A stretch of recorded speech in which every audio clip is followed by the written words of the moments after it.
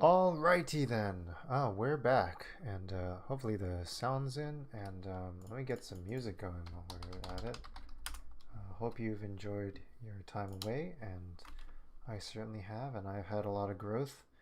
Let me get some music going. Game chops. Game chops.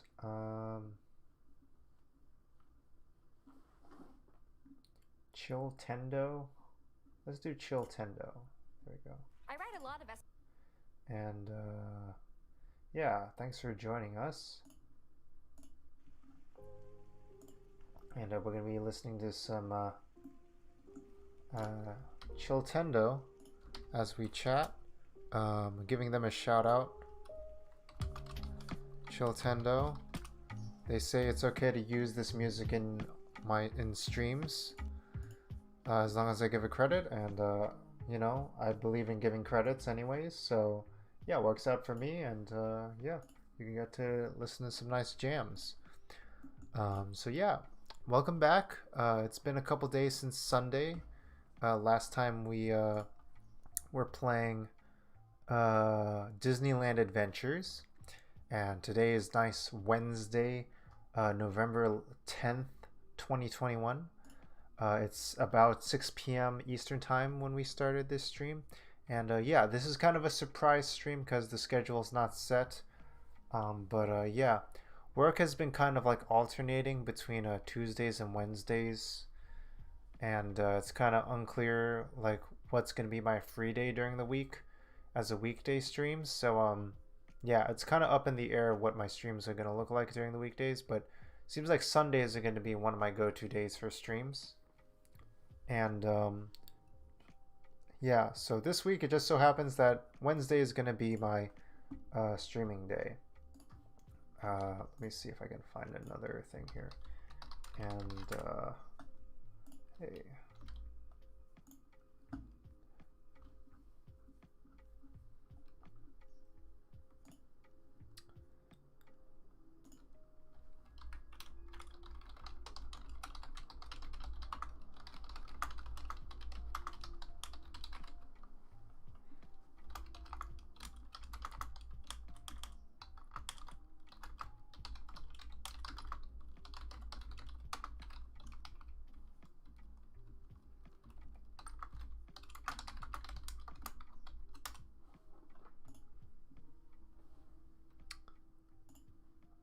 And yeah. Today we're going to be playing Disco Elysium, which is a game I've been meaning to play for quite some time, but I feel like, I don't know, I'm in kind of like a contemplative mood and I feel like challenging myself a little bit. And yeah, it's kind of like comparable, like I feel like this is a game that like they've compared to like being like a Dostoevsky novel or something like that in terms of like how people talk about the kind of narrative and writing of this game. And just recently I've been feeling more willing to challenge myself and been taking an interest in the studio lately. So, and I've had more energy to explore these things, so I figure why not. And it's also kind of like starting to get a little bit colder but still kind of warm here in New York, so I think it's kind of like a good time to like have a kind of nice noir-ish kind of mood here to be I don't know, exploring some November noir games maybe, who knows. So I just felt like maybe we could play some Disco Elysium today. And yeah, I'll have a credit for that, also for what the game is, as well. Let's just go.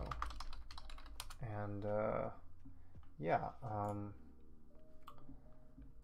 they also recently had their final cut released on different platforms, and yeah, that was generating a lot of buzz recently, and I've been meaning to check it out after then. But yeah, that was like only maybe a couple weeks ago that they released that. So yeah, I think it's worth another look if you have checked it out before and want to check it out again. Um, yeah. Also, nice job painting, by the way, Zero Warp. I saw that in the chat before we started the camera up. And yeah, feel free to keep painting. Feel free to lurk and stuff like that. That sounds really fun. And yeah, it's nice to have like nice. I don't know. I feel like people are having different energies and following their different energy for different creative moods and stuff lately. It's kind of like that now over here for me in New York lately. I feel I've been doing some journaling and stuff, and a lot of reflection. And ooh, fun thing to tie it in with is that I've updated my promo tag. And it describes who I am. And if you don't know who I am, and if you're just tuning in by chance, I'm Charles, he, him, online known as Muditaheart. I'm a game designer and developer showcasing games as an art form while creating kinder and cozier communities in the process. And you can check out my games at HIO, my Twitch, my YouTube, and my Twitter. And yeah, the description's different. My pronouns have been added.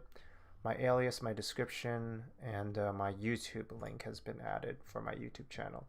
So yeah, it's kind of like a wall of text, but honestly, I've seen other people do walls of text, and I don't know. I think it's okay, and yeah, I don't mind it too much. Do I have Discord or Twitter? Can send my painting. Got into it because it helps a lot with mental health. That's really cool. I have to think about that. Do I feel comfortable with you sending a painting? Let me see. If you already have it on social media and you've already shared it, I'd be willing to take a look at it. Um, Let me think. Uh, I don't think I have Twitter DMs open.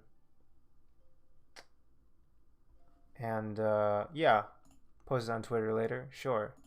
Um, I don't have a public Twitter right now. Um, I don't have I don't have a public Discord, but it's a plane taking off in a sunset. That's really poetic.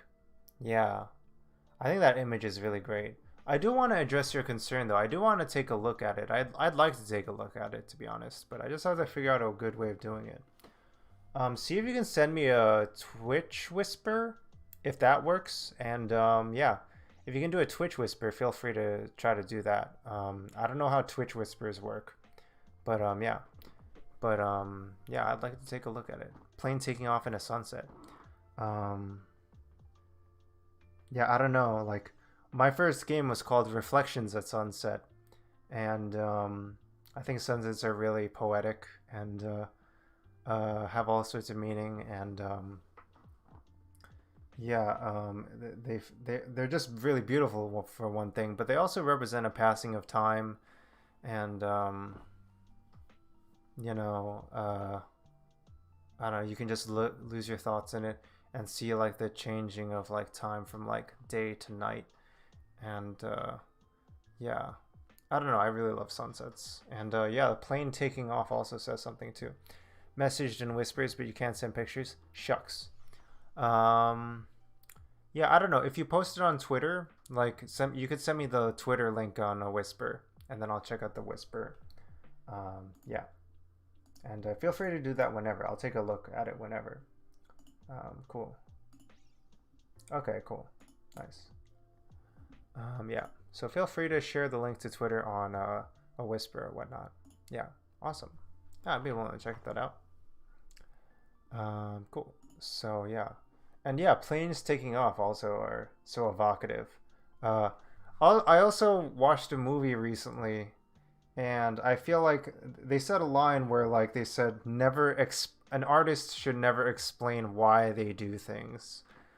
They should just be able to feel free to just do things, and then even explaining it can kind of like take away from it a little bit. So I don't want to explain your work for you, and yeah, I don't know. It's just yeah, um, yeah. Yeah, so feel free to just like, allow whatever images come to you and speak to you in whatever way that you can uh, manifest them, and you don't even necessarily need to articulate them in words, even. Yeah, in the movie, it's like, oh, why do you focus so much on writing about food? And he's like, oh, I don't ever want to explain these things, but, you know, yeah, it means a lot to me. And if I were to take a jab at it, just, you know, get people off my back about asking me about it all the time and stuff. But even then, they changed the topic pretty quickly. So yeah. Let me see what else. So yeah, that's that. And yeah, so today we'll have a Wednesday stream, and seems like at this rate we might have a Friday stream this week. So we might have 3 streams this week potentially. Yeah, that's the kind of pace we're moving at based on how work has been shaping up. Yeah, I worked on Tuesday this past week, and it wasn't too bad. And then next week I'm working both Tuesday and Wednesday, and that it's going to be one of my heavier weeks coming up. So yeah, but still not too bad, all things considered. But yeah, so Tuesday, Wednesday, and then yeah, I'm gonna be uh, yeah, so Sunday as usual, but potentially Friday, and then today we'll be playing Disco Elysium. Okay, so before we do that, I just want to go over some wholesome news before I get into wholesome detective mode. So yeah, just to get us in the mood of wholesome detective mindset as I turn into wholesome detective for Disco Elysium, as the Twitch stream title for this stream is. Okay, so let's take a look. NYC Marathon. So let's switch here. Boo. Boo. Whip. Don't know what airways to make it. Do I like any?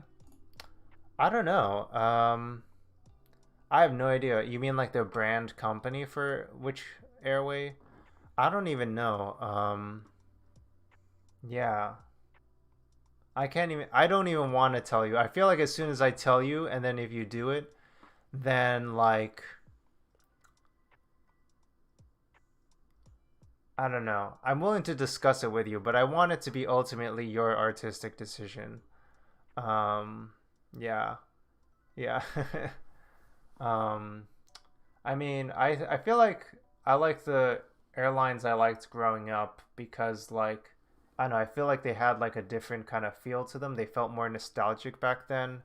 And like also I feel like there was I mean admittedly like also airlines were like more of a fun kind of thing. Like traveling on airplanes was a little bit more of a fun experience for me in the 90s because it was like pre 9/11 and stuff like that. So like yeah, well, one of my ones I would go on as a child would be like American Airlines, and that was the one that was in the movie Home Alone, and I've always associated with that like red and blue logo. But yeah, there's also like British Airways and stuff, and Virgin Airlines is also one that has like funny videos and stuff like that. Um, Qatar Airways, yeah. Yeah, I'm not too familiar with that one myself. I feel like there's like whole nerddoms around like airline companies because like there's like a huge like amount of airline companies too. Um, I feel like my poetic answer that's more open ended is to like speak with whatever uh, airline you most associate with the platonic ideal of airline in your head. And for me, that's like the airline I like to go on in my childhood and stuff. Like, um, yeah, or like whatever moved you to like choose an airplanes as a motivation is like kind of subconsciously like pulling at you. Like, or you could make up your own airline too. There's a lot of possibilities. Make up your own airline logo and name or whatever. Zero Airlines, Zero Warp Airlines. um, yeah, who knows? Yeah, I don't know. If you know Qatar, maybe you could do that too. Who knows? But yeah. Yeah, yeah. Zero Airlines. That's great, actually. Cool. Yeah, this is a fun creative experience, collaborative experience, I guess. Yeah, I like collaborating on creative projects. That's cool to have followers that are also into creative stuff too. That's pretty fun also. Um, yeah, I think it's yeah, and I think art is important for mental health and stuff. Yeah, I think sometimes we forget how to make art and stuff growing up, but getting back in touch with it is super important for many reasons and for many people. Let's see. Yeah. So some of the things I want to go over here in terms of wholesome news is I heard this news story. The 2021 New York City Marathon happened recently, and this is like the quote, determined to finish, I came in dead last in the 2021 marathon. And this woman had, I believe this woman had a very, yes, her pronouns, had a very interesting story, I think, to finishing the marathon. A 42-year-old Fredolin Bangwa, Freddie, a 42-year-old civil engineer from Bergenfield, New Jersey, crossed the finish line at past 11 p.m. when many of the roughly 25,000 participants were likely cozy in their beds. Um, Her finish time was 10 hours, 54 minutes, and 58 seconds, a far stretch from Kenya's Albert Corrier's 2 hours time, which earned him the $100,000 first place prize. I also did not know that the New York City Marathon has a prize money for getting first place. That like feels like it's already enough pressure. I feel like just finishing the marathon should be reward enough. Why do we need to have a first place prize? But all right, um, like the, I really don't think people should be trying to make a profit off of the marathon or whatever. But anyway, in that spirit, she did not care about finishing first, but she still had an inspiring run, running dead last because she's completed 4 previous marathons, usually with a finish time of about 7 to 8 hours. And then in 2019, she was forced to bow out mid-course. Then this year, she was always a slow runner, which is okay. She could finish the marathon even though she was slow. But this year, she was diagnosed with a rheumatoid arthritis, and it was really painful for her. So I was like, wow, that really puts a whole different spin to this whole story. But still, like, I don't know, she felt inspired this year to still run the marathon. I don't think anyone who isn't in a position to do so should feel like pressure to push themselves to the point of injury.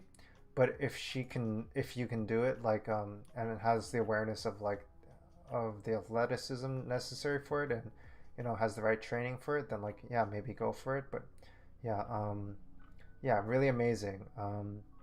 Yeah, was able to complete the marathon dead last, um, with arthritis, and just amazing. Ama- Amazing story for the 50th anniversary of the marathon. Made The final recorded finisher from the 2021 NYC Marathon made a friend for life in Mario Diurno. Two people finishing the marathon together, friend for life. Her motto, her credo, determined to finish, particularly with the support of her family and friends. Didn't complete the 2019 marathon, was bummed, needed to redeem herself. Um, yeah. She had chronic pain in her ankles. There are several times she thought of peeling off course. Her two older sisters met her at mile 16 with a walker, which she used for the remaining 10 miles, pushing out any thoughts of quitting. So yeah, she ended up using a walker for the marathon, but I guess there's not any rules in the marathon telling you can't use a walker to cross the marathon, to cross the finish line in the marathon. So yeah, I guess if you want to complete the marathon and you have arthritis and stuff, they're not going to stop you if you want to use a walker. It's not like quite exactly like performance enhancing. It's like helping people who have medical issues and stuff like that. So yeah, yeah, and I don't think that's a big deal. Like there she is with her medal. She said it might be her last marathon she'll be able to complete. 42 years old, civil engineer, and yeah, bonding with a first-time marathon who worked for a rehab program. He was, I believe, the second to last. Uh, yeah, he finished right before her.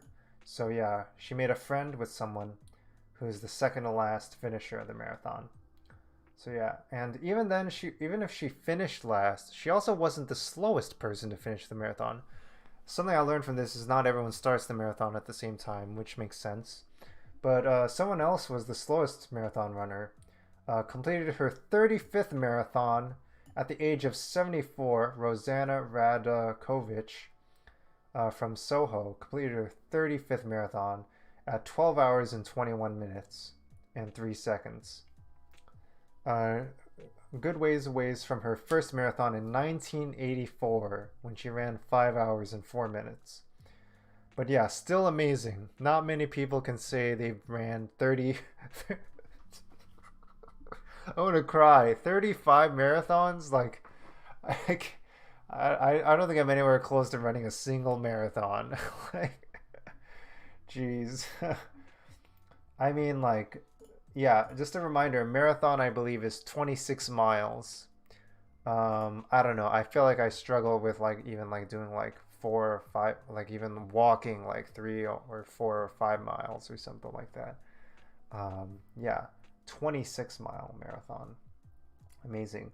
And yeah, like even if she's not first place, 74-year-old marathon completer, 35 marathons. Wow, it's definitely an accomplishment, and definitely an accomplishment to finish. It's not really about like being in first place or being someone who's or even being someone who like I don't know uh you know is completing the marathon itself specifically. It means it's just about like to me what this represents is just doing the best and applying yourself towards something no matter what it is, and doing your best and considering whatever personal victory you want to consider it as a personal victory. Like setting your own standards for what a personal victory is. And yeah, I remember hearing a story about, I believe this was in like a book by Elizabeth Gilbert, who wrote Eat, Pray, Love. I haven't read that book, but I've read her other book, Big Magic, where she talked about how like in life, and in the marathon, there's people who finish first place in the marathon, there's people who finish last place in the marathon, and then there's also people who signed up for the marathon but did not start the marathon, right? There's even a list of people who signed up for the marathon but did not start, and there's also people who signed up for the marathon and did not finish also. And then she mentions that there's people who didn't even sign up for the marathon also, and that's the rest of the world. And that you can kind of apply that philosophy towards anything in life. Like whatever you're trying to start, you can go at your own pace, and everything you do is a little bit different from anybody else, and your whole individual expression of who you are is going to be a little bit different from anybody else, and you're going to do things based on what you're able to do, and yeah, you can set your own standards for when you're doing well and when you're not doing well, right? I hope that makes sense. Yeah, so yeah, I think that's fantastic. Dead last in the NYC Marathon, I think that's a huge accomplishment.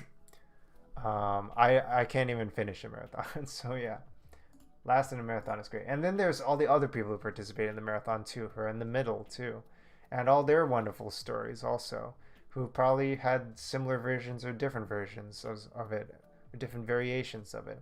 All those different lives, you know, what led them to start the marathon and finish the marathon in different capacities and stuff. Really amazing stuff.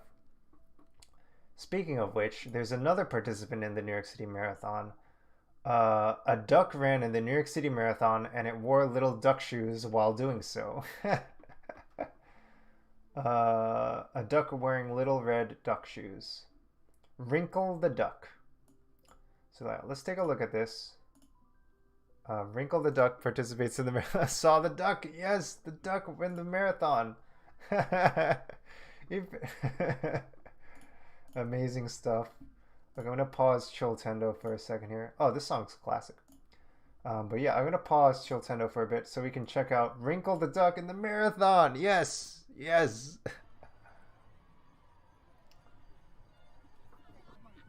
Yeah, yeah, yeah. Whoa, you got this. Yeah, yeah. Go, go, go, go. Yeah. Yeah.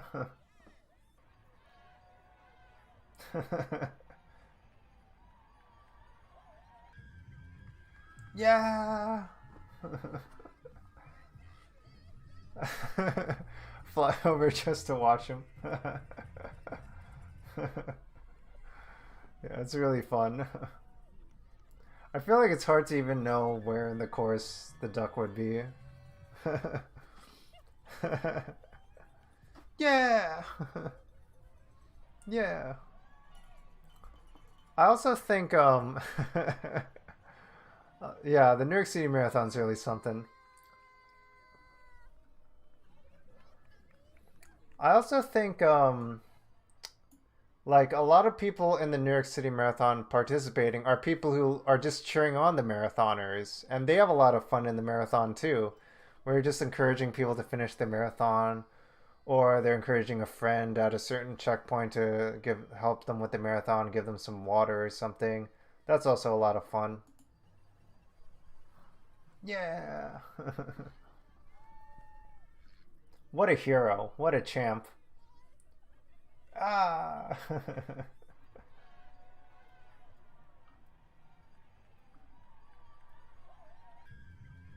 I think it's looping, but I don't really mind. You got this, little ducky.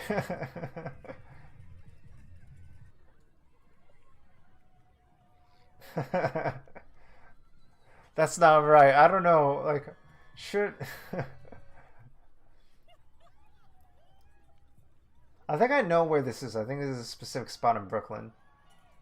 Can you see the duck in this shot?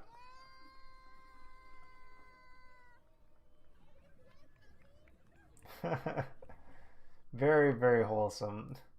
Wrinkle the duck is more than just a beautiful Pekin duck.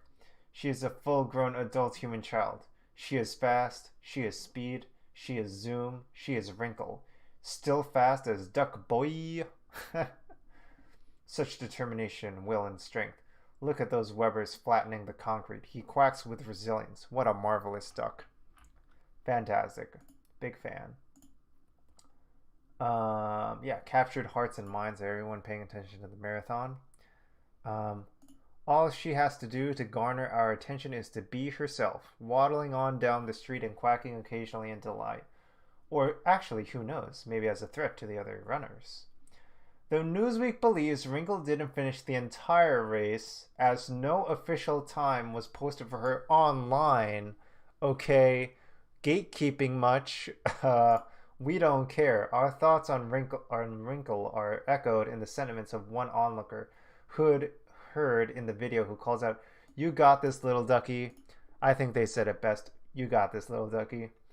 Wrinkle's trainers, who made the unfortunate decision to brand all of Wrinkle's social media profiles and merchandise, seductive right below. Wrinkle the duck is more than just a beautiful Pekin duck. In full doggo speak. Despite this caption's best attempts to make us feel otherwise, we still very much love this running duck. Our admiration for Wrinkle will be tempered by appropriate suspicion, though.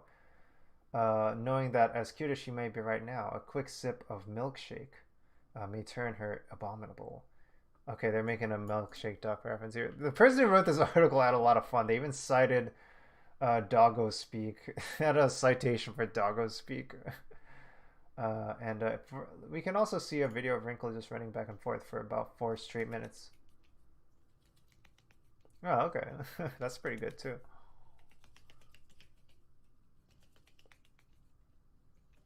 I actually like the sound of this. Like, that sounds pretty. There's some pretty good ASMR.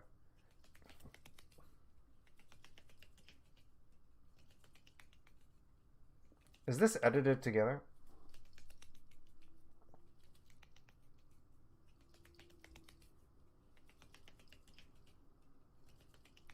I think it's edited. I think it's edited. Like, I think not only visually can you tell it's edited, but the audio loops. The sound of the noise in the background is looping. Uh, or it sound otherwise it sounds very consistent. But yeah, go run, little ducky. Yeah.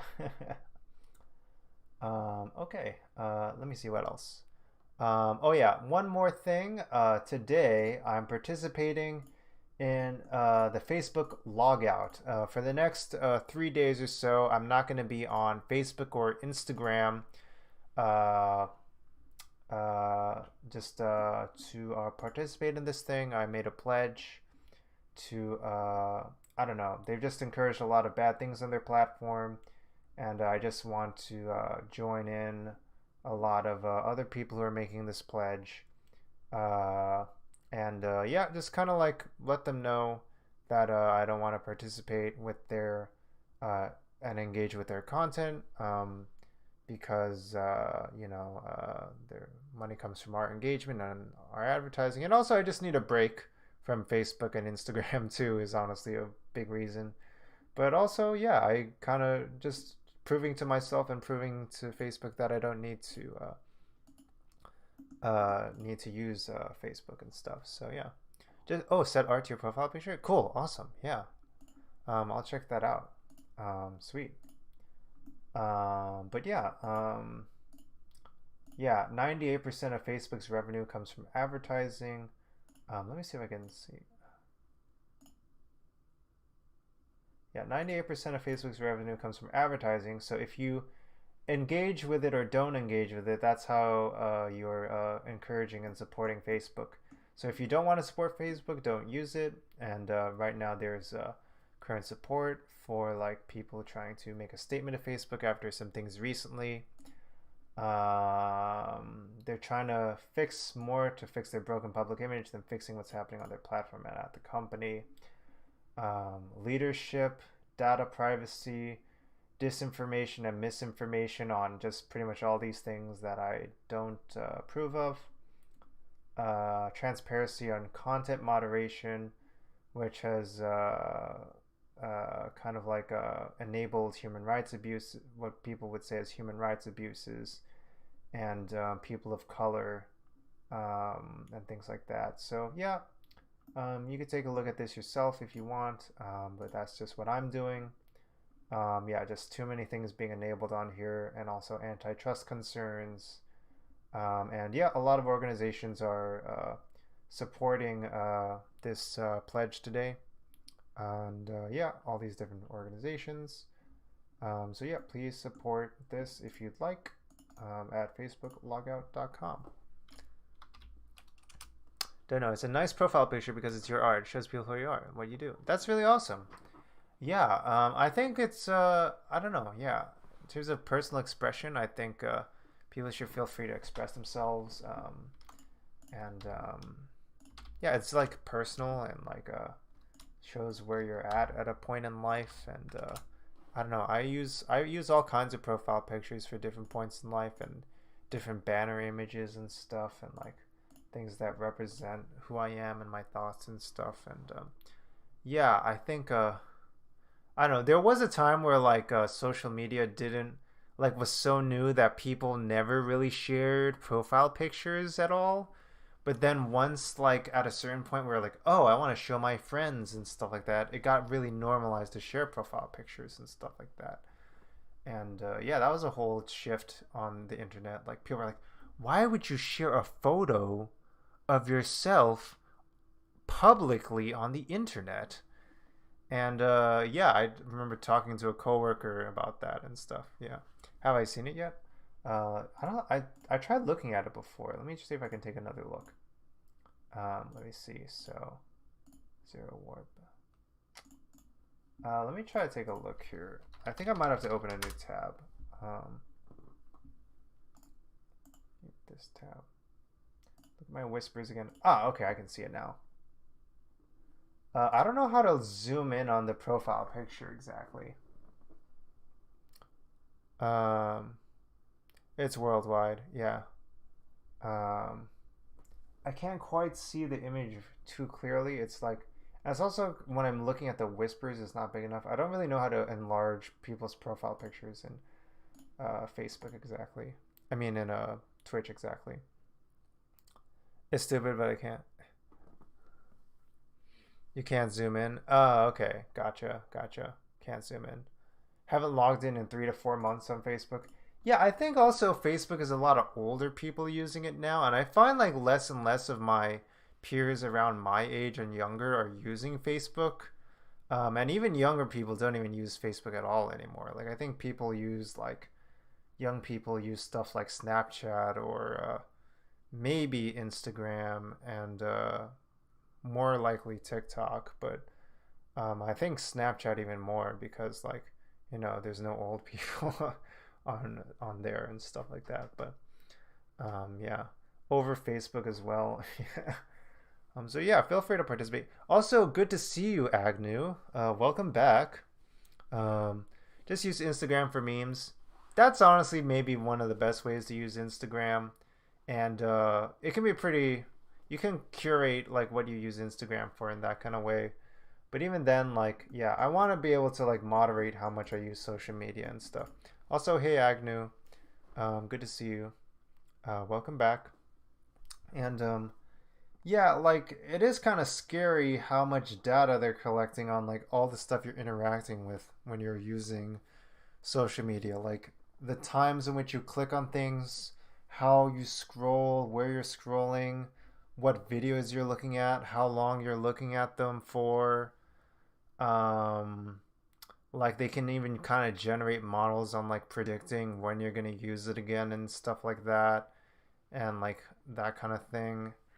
It's very, very intense and yeah. And yeah, they use a lot of that data to like sell to marketers and stuff like that. It's very, very disconcerting, and then those marketers can even be like other kinds of like people marketing all kinds of bad things and stuff too. So very disconcerting. So yeah, I'm participating in Facebook Logout for the next 3 days or so. So feel free to participate in that. And I took a pledge, and you can feel free to take a pledge too if you want. And here's like other people to participating in the pledge and stuff like that. And I think it seems like some cool people. So yeah, cool. Yeah, they see what people your age are doing on the yeah. Yeah, how have they not been sued? It is a real question. I mean, uh,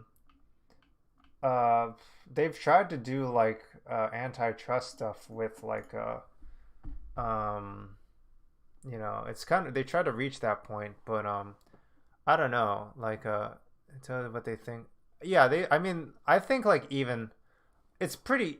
If you think about it, it's pretty easy for something like Facebook to triangulate what your political affiliation is based on like I think like there's some statistic that was like they could tell like your I don't know, like your gender within like 20 likes. They can tell your political affiliation in 50 likes or whatever. They could tell your like Facebook could tell your thing. They would know you better than your friends at like 100 likes, and then sometimes they maybe even like know better about know you better than you know yourself at like 200 likes or something like that. It's very, very disturbing and stuff like that. Yeah, that was the organization that did stuff. Yeah, that was indeed the organization that built profiles on people.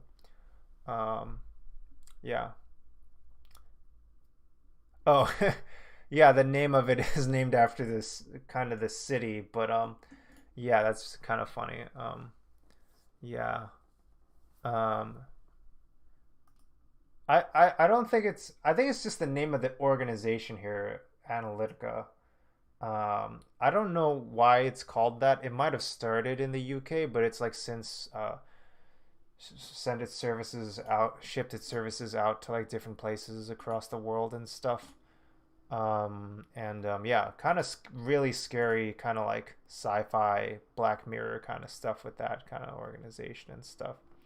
Very, very spooky. But yeah, I don't know. People have to be better informed and have a better understanding of this kind of thing. So I always remember seeing the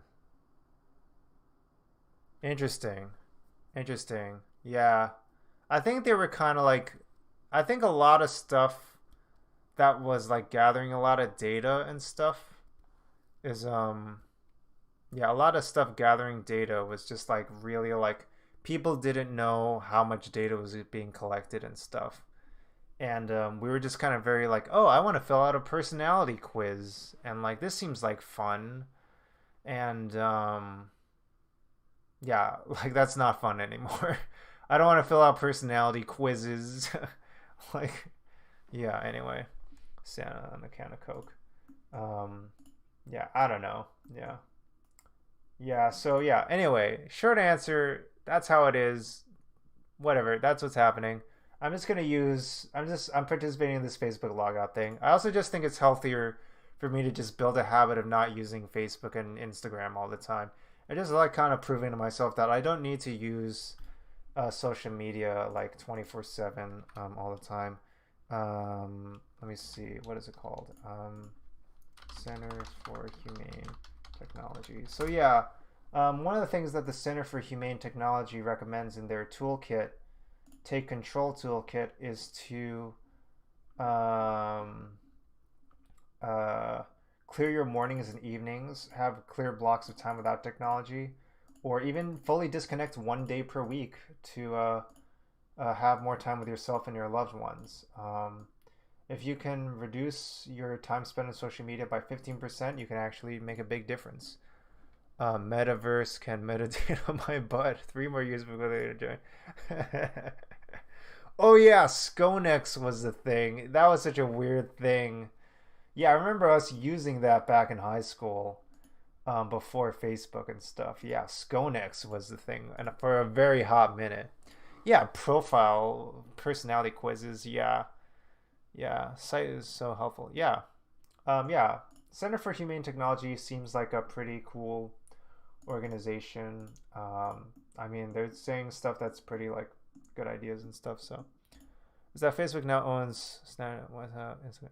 Yeah, yeah, it is. I mean, like they're saying here, it's like they've been investigated for antitrust concerns, where like it's like basically they have a monopoly, like a near monopolistic control over social media, and like it's yeah, it's a very big problem that like we haven't really been keeping up with and addressing. I mean, the other day stream that block websites on machines most file. Yeah, that's awesome. That's really cool. Yeah, I use newsfeed eradicator. So even when I was using Facebook on my browser, I was using newsfeed eradicator, so at least I wouldn't be as tempted to look at the newsfeed and do the infinite scrolling action. And I actually watched a video talking about the design of like social media and how like when you they could constantly update your newsfeed, but they make you want to pull to update the newsfeed. And it actually replicates the kind of feeling of like pulling a slot machine and stuff because it's very satisfying to pull on the newsfeed or like pull on the slot machine. And similarly, it's addictive because it's kind of like process addiction. It's kind of like gambling and stuff.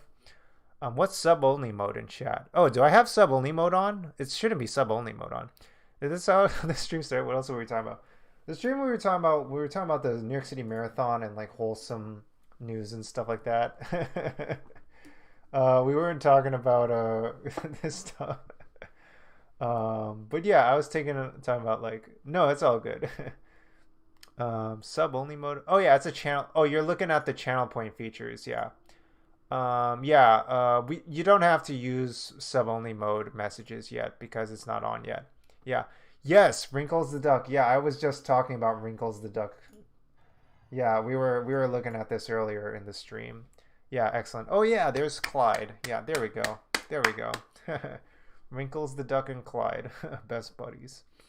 All right. This is really wholesome news. And look at that. That duck. Look at him go. And everyone's cheering. Um,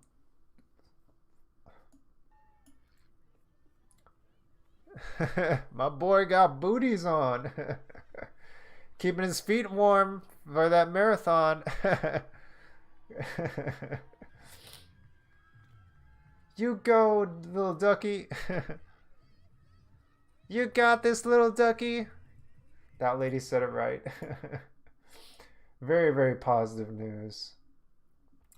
And Newsweek is going to be a Debbie Downer and say, didn't finish the entire race as no official time was posted for her online.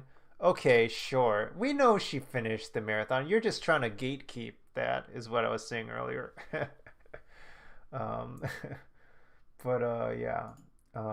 Yeah, and I was also like, yeah, like apparently people use a lot of time on social media every day. So if we can just decouple a little bit, use a little bit less time on social media, it makes a difference, I think. Stuff like this, and yeah, 152 minutes on social media a day.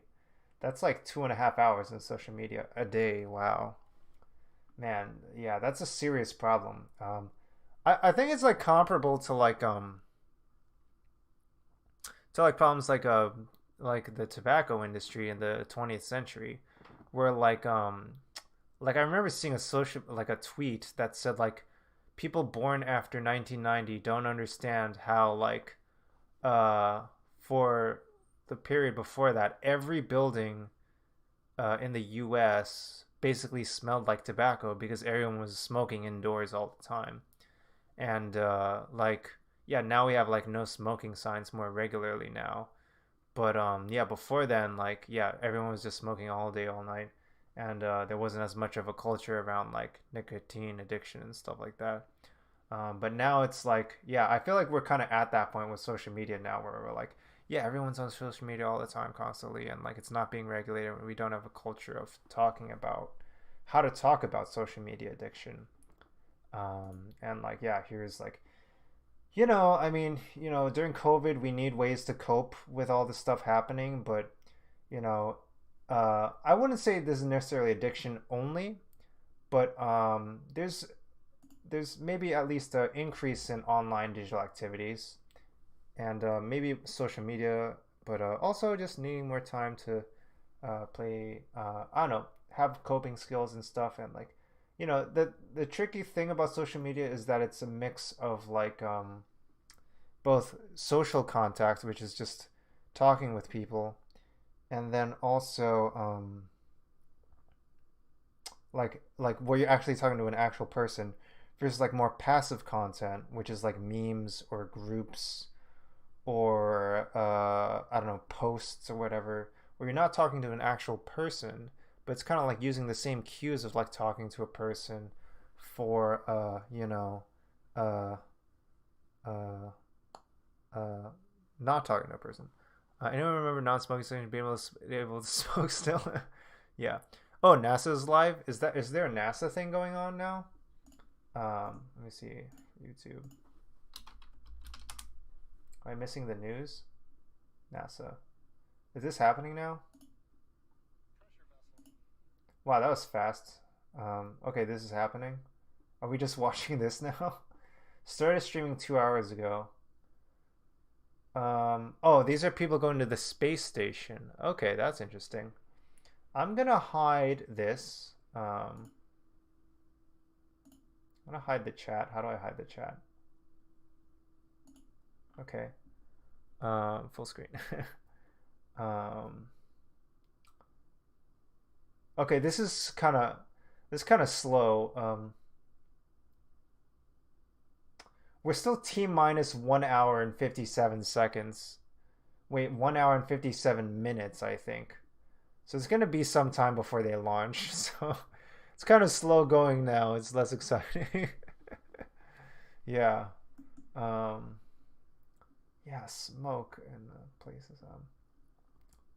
I don't know. I feel like now schools are starting to do more policies where like I was like entering more school environments as like an educator, and now schools are having more time where like no phones allowed and stuff. Let's come back when we're closer to the launch time, I guess, and be more exciting. Yeah, I don't really know when this is, so like I guess we'll just remind myself at around like 8 o'clock or so, or I guess if it's 1 hour 56 minutes, it's 9 o'clock. So around 9 o'clock we should do that, and yeah, around 9 o'clock we'll come back. Sound good? What programming language I know best? I guess probably like C sharp and Java. Maybe less Java at this point, but maybe C sharp. And it's been a while since I even do that kind of stuff. 2 a.m. your time? Oh no, yeah, no school though. Yeah, tomorrow is Veterans Day in the U.S. I don't know what holiday it might be over there in the UK. But yeah, it's gonna be like around 9 o'clock over here p.m. Eastern time. Programming language is probably C sharp, I would say. But even then, I'm kind of out of practice. Yeah. Um, yeah. No school tomorrow. That's cool. No school tomorrow. That's good. Last Sunday was Veterans Day. Oh, interesting. Yeah, it's interesting. Yeah, cool. Um, okay, so we could come back to this later. And yeah, I guess we'll be playing some Disco Elysium today. I don't know. I feel like there was another video I wanted to watch with just this is a stream talking about game design and let me see, design of social media. Yeah, so we'll look at this. So this is a stream dedicated to like things like game design and game development and like uh whatnot. So I feel like it's worth like showing a little bit about things about how social media addiction is part of design. It's not just a technology issue; it's a design issue. And I remember seeing a talk at one of my old jobs where they had a guest speaker for us at Scholastic, where like we always frame technology as an issue, but we don't ever frame it as a design issue. And it's never, people always frame it as like technology, technology, technology, but people don't have any conception of like, well, what is design and how are these things decided? It's like, and people just think it's like a kind of magic box or whatever, but it's actually kind of something you can actually kind of take apart and actually think about it, and it's kind of like actually more accessible when you explain it and stuff. So I think it's worth talking a little bit about uh, design for this. Oh, cool! You got the sunglasses emoji.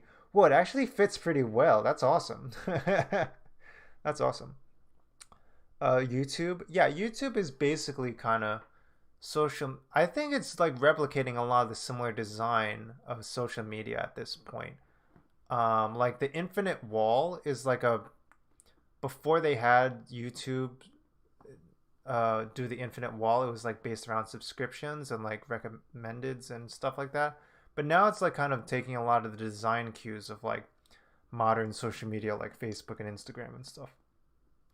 And yeah, like I don't know, even if it's not technically social media in a similar way where you can connect with your friends and stuff, it's still using a lot of the same design tactics of like getting you addicted in a similar way. So it's I don't know. Like, even if it's not social media itself, it's using a lot of the worst problems of social media in terms of like making you more addicted to it. But I don't know. It also offers a lot of really valuable things, and I would say like in general, like just being able to like understand how things work more makes you more aware of like when you're being addicted and stuff, and like makes you be more conscious of those processes and whatnot. So you become less susceptible to them and whatnot. And just having that awareness is already helping a lot. Like, yeah, yeah, and let's just do that now by watching this. And I'm gonna drink some water and allow it to just talk for me because I'm gonna just let rest my voice a bit. So yeah, let's check out this video to talk about design and stuff. Yeah. At my phone. But I'm not alone. I can't stop looking at my phone. But I'm not alone. Over 2.5 billion people have smartphones now, and a lot of them are having a hard time putting them down. There's a new app that aims to curb phone addiction. Addiction is money. Are we a nation of smartphone addicts? The problem is, our devices are designed to keep us engaged. They're intentionally addicting. But if you understand the tricks that grab your attention, you can learn to have a healthier relationship with your phone.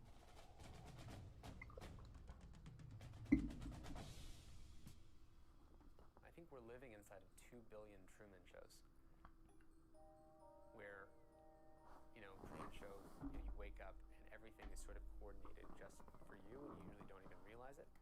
But it's coordinating just to entertain you or just to engage you. That's Tristan Harris. He worked as Google's design ethicist, and now he runs a nonprofit initiative called Time Well Spent, advocating for awareness of how tech companies profit off of users' attention. It's not designed to help us, it's just designed to keep us hooked. So I handed him my phone and asked him how he'd fix it. It starts with turning off all notifications, except for when a real human is trying to reach you. When you get a call, a text, or a message, it's usually because another person wants to communicate with you. But a lot of today's apps simulate the feeling of that kind of social interaction to get you to spend more time on their platform. If Facebook sends you a push notification that a friend is interested in an event near you, they're essentially acting like a puppet master, leveraging your desire for social connection so that you use the app more. But notifications didn't always work like this. When push notifications were first introduced for email on Blackberries in 2003, they were actually seen as a way for you to check your phone less. You could easily see emails as they came in, so you didn't have to repeatedly open your phone to refresh an inbox. But today you can get notifications from any app on your phone. So every time you check it, you get this grab bag of notifications that can make you feel a broad variety of emotions. If it wasn't random, if it was predictably bad or predictably good, then you would not get addicted. The predictability would take out the addictiveness. That's the same logic behind slot machines. And it's effective. Slot machines make more money in the US than baseball, movies, and theme parks combined. And they become addicting about 3 to 4 times faster than other kinds of gambling. Some apps even replicate the process of pulling a slot machine lever with the pull to refresh feature. That's a conscious design choice. Those apps are usually capable of continuously updating content, but the pull action provides an addicting illusion of control over that process. In the future, we might see healthier ways of delivering notifications. Research shows that bundling notifications, where phones deliver a batch of updates at set times, reduces user stress. Then, you have to grayscale your screen. The easiest way to attract your eye's attention on a screen is through color. Human eyes are sensitive to warm colors. In eye-tracking tests like this one, they gravitate particularly to bright red. That's why so many apps have redesigned their icons to be brighter, bolder, and warmer over the years. It's also why notification bubbles are red. A little icon like this, or this, doesn't have the same impact on your attention as this. But you can neutralize that distracting effect by selecting a grayscale color filter in your phone's accessibility settings. When you make everything black and white, your brain isn't tricked into thinking this is any more important to you than this. I mean, there's a reason why slot machines are, bright in color and have flashing lights and ding, ding, ding, ding, ding. They have the sensory input too, right? And so just noticing that if I take out the color, it changes some of the addictiveness. Finally, restrict your home screen to everyday tools. Make sure that your home screen, when you unlock it, doesn't have anything except for the in-the-moment tools that help you live your life. I have Lyft to get somewhere when I need to get somewhere, maps, calendar, none of these are apps that I can fall into and then get sucked down some bottomless vortex of stuff. If you're not sure what counts as a bottomless vortex of stuff, it helps to filter out apps that use infinite scrolling. Unlike pagination, where users have to click to load new content on another page, infinite scrolling continuously loads new material, so there's no built-in endpoint. Video autoplay works in a similar way. These interfaces create a frictionless experience, but they also reduce a user's sense of control and make it harder to stop. Research shows that people rely on visual cues more than internal cues to stop consuming something. In a 2005 study, individuals who ate soup out of a self-refilling bowl ate 73% more than those who ate out of a normal bowl filled up by servers. But those who ate from the self-refilling bowls didn't feel any more satisfied. So a visual cue, like an endpoint, is better at telling you the right time to stop than your own sense of satisfaction. And because so many apps don't have an endpoint, you have to build your home screen around the eventuality of distraction. We check our phones a lot. Most of us drastically underestimate how often we do so. But technology might not always look this way. There are ideas for alternative interfaces that give you functional choices and are more transparent about how much time you'll lose with one action versus another. But it's a really deep philosophical question. What is genuinely worth your attention on an interrupted basis? Do people even know how to answer that question? It's a really hard question. It's not something we think about. But for now, it's a question that everybody needs to start asking. Thank you so much for watching. This has been episode 1 of By Design. This is going to be a new series looking at different topics in design and technology, looking at how human decisions on one end of creating something affect people on the other end.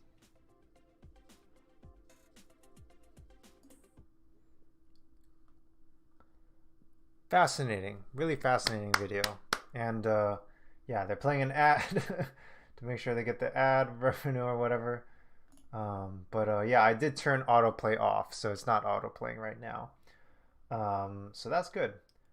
Something I don't know, a lot of really fascinating takeaways.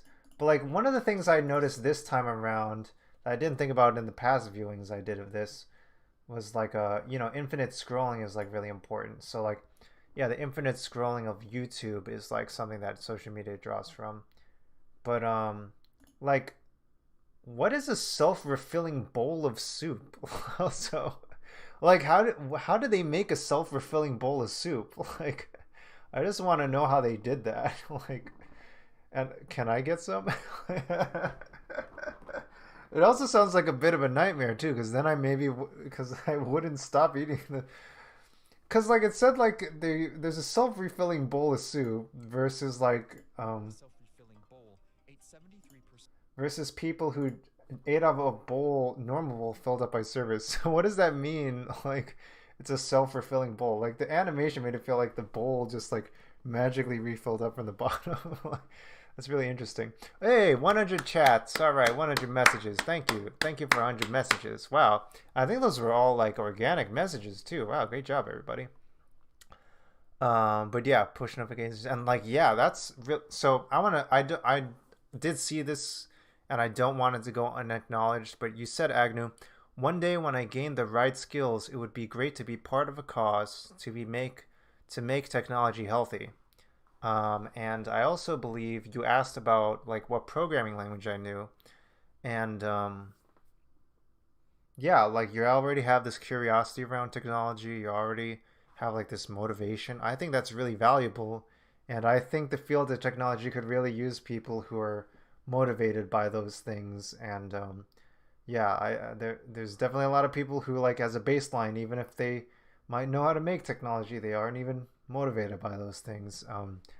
Or people who want to make money off of technology aren't necessarily motivated by those things. But yeah, that would be really, I think more people who are interested in making things with technology and making it healthy and beneficial to people, I think more people like that are welcome. And I think that needs to happen more. And the more culture we have around that, and more culture we have around people wanting to have healthier relationships with technology, I think that's better. But yeah, I've also never heard of a self-refilling bowl of soup, and like I'm really curious what that looks like. Okay, so maybe it's time to actually play Disco Elysium. We've been talking about like marathons and like self-refilling bowls of soup and phone addiction and stuff for like an hour and 15 minutes, so maybe it's time to actually play Disco Elysium. Disco Elysium is an award-winning open-world role-playing game. You're a detective with a unique skill system at your disposal and a whole city block to carve your path across. And now you can uncover even more. The final cut has recently been released a couple weeks ago. You're super tired. Zero warp. Oh no. I know it's like, I think it's UK time for you over there, so don't feel pressured to stay up. I mean, yeah, I know like there's like, I know I definitely sometimes have days where I get revenge bedtime procrastination syndrome and stuff, but yeah, it's tough. Yeah. Lurk. Yay, nice, Lurk. Yeah. But yeah. But yeah, do what you feel is best for you. Um, so yeah. Okay, and yeah, full voice acting in the game. Uh, yeah, unprecedented freedom. So much affordances in this game. There's a lot of things happening. Really fascinating game. I think some people have called it like the RPG of the decade, and I don't know. I've heard a lot of really amazing things about it. Even reviews of the game like coming out 1 year after people playing the game.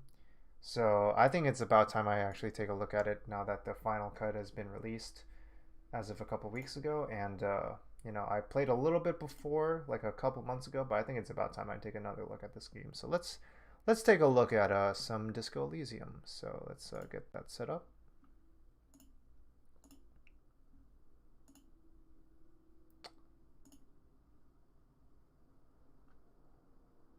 And I'm going to send a link to this. Send a link to these things too.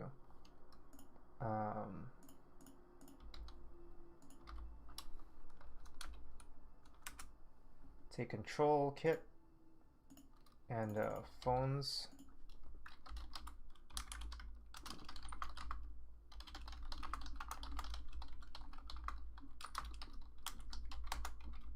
Phones are designed to be addicting by Vox. And Disco Elysium.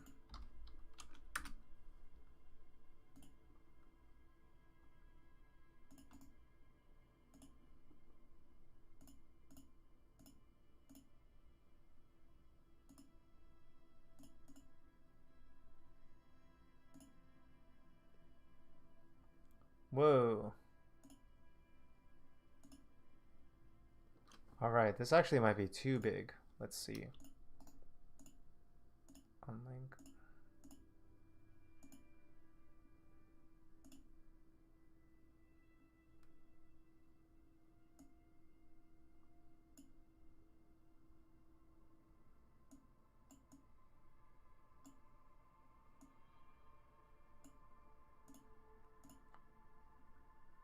Alright. Tricking the brain is hard, yeah. I don't know, I feel like we had a whole intense discussion about technology, and I feel like now we're transitioning to like this intense game where it's a detective noir about stuff like yeah, I feel like I feel like I want to be fair to everybody because like I want to like match everyone's headspaces and stuff. Maybe it is probably worthwhile to just kind of like decompress a little bit and have a quick like I don't know decompression session. So like just like take a couple deep breaths and like just kind of look at this background a little bit. We don't have to jump into it right away. Yeah, that like yeah, it is a pretty cool game from what I've heard, and I played like maybe like 40 minutes of it before earlier last year or something. But yeah, I've been very curious about this game for some time. Okay, I've turned up the volume. Yeah, let's maybe take another 2 minutes and then we'll get started. But yeah, let's redeem some relaxation and hydrate. Redeem stretch. Let's redeem a hydrate.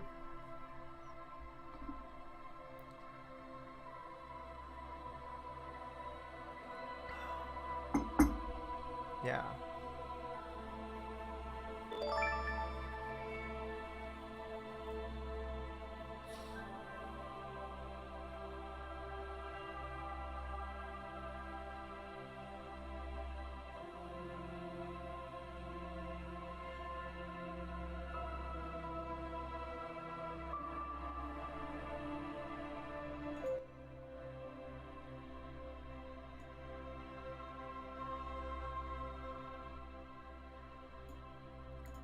Okay, you're going to bed, Zero Warp? Okay, thanks for dropping by, Zero Warp.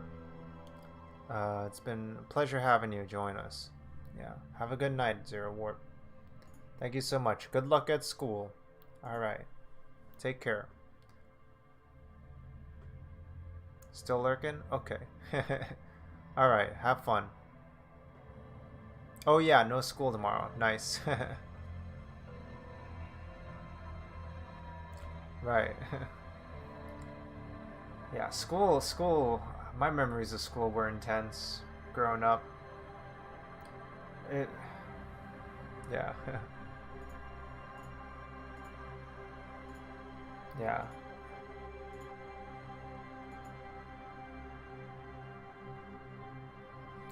Yeah, an educator, and I feel like I'm seeing school from the other side, and yeah, it's I don't know, it's really something seeing like, kids who are not so different from myself learning, and me being on the other side trying to guide them and stuff. And yeah, it's tough for the adults, it's tough for the kids, and yeah, I don't know, it's really tough being a person of any age in this world. But I don't know. I think teachers. I don't know. No, I can't speak for all teachers, but a lot of teachers out there I know are doing a lot to try and uh how's it being an educator? I feel like a lot of teachers are trying to do their best to help kids and make life better for them, but they're facing a lot of challenges to keep their own heads above water.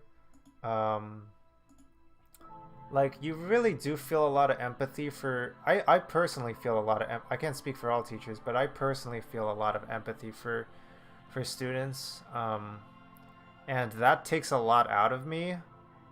Um, and yeah, it's quite a challenge.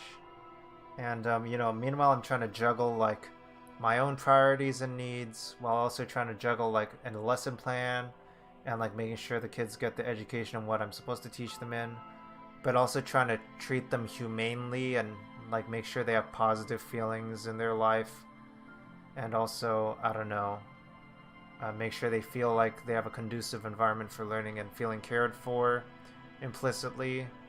But I don't know, like I don't even know how much any of it's gonna be really noticed or anything like that. And meanwhile, like, education is like kind of not really prioritized at least in the US in certain ways. So like you're always worried about funding or whatever and stuff like that. So I don't know, I'm just like already brushing up against a lot of those things. And if I had a longer career as an educator, I would certainly probably even be feeling it even more so. So yeah, it's interesting, and I think it's really interesting for me to explore at this point in my life too, because it's something I've wanted to check out. So like explore for a while. Yeah.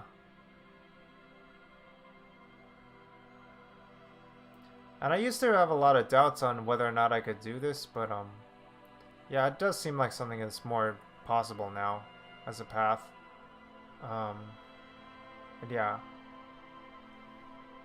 it's been really, I don't know, it really hasn't even been that long really, but I'm already like just noticing how I'm like rewiring how I look at the world and how I used to look at the world as a student and stuff.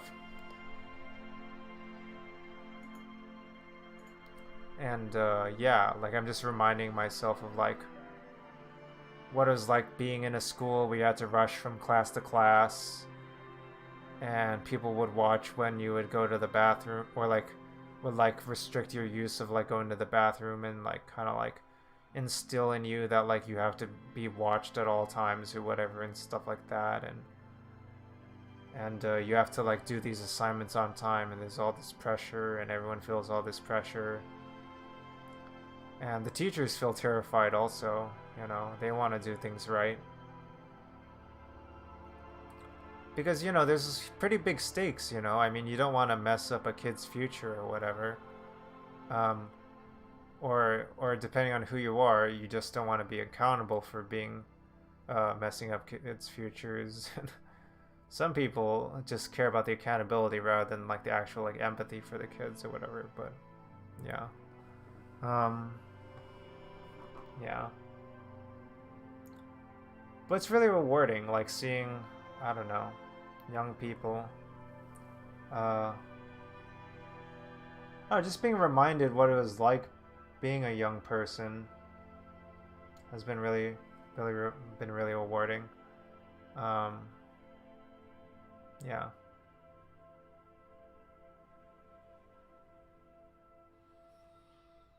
Man, we're going from one intense discussion to another. And no worries about that, but yeah. Okay, maybe it actually might even be easier to just play the game at this point than to keep prattling on about stuff. And, you know, this is a good conversation. But yeah, no, I'm happy to answer questions like that. Yeah. Yeah, I enjoy answering questions like that. I'm glad you're asking questions too. Yeah, I'm glad to have a very active community that's like curious about things, and you know, I'm happy to answer questions. Yeah. Let's see.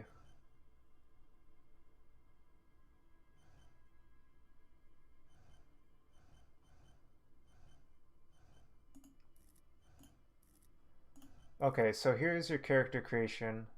Thinker.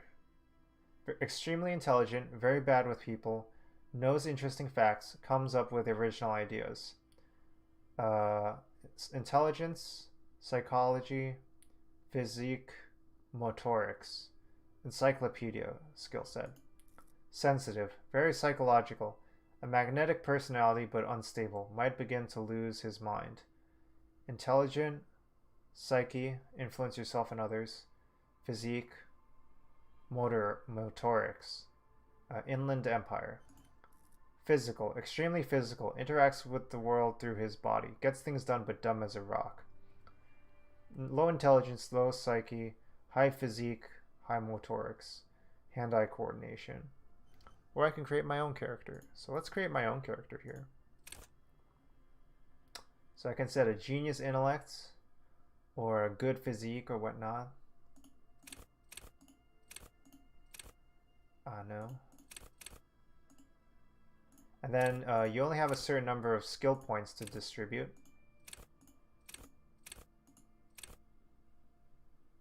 But yeah, you can just kind of randomize them if you want also.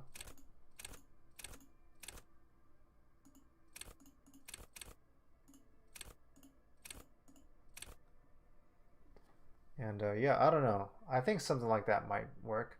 So intellect, raw brain power, how smart you are. Psyche, sensitivity, how emotionally intelligent you are. Physique, musculature, how strong you are. Motorics, your senses, how agile you are.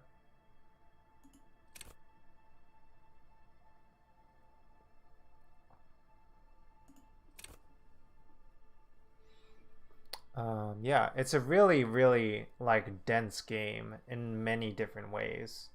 And like there's a lot of reading in the game too, for that matter. Um, yeah, pretty deep game.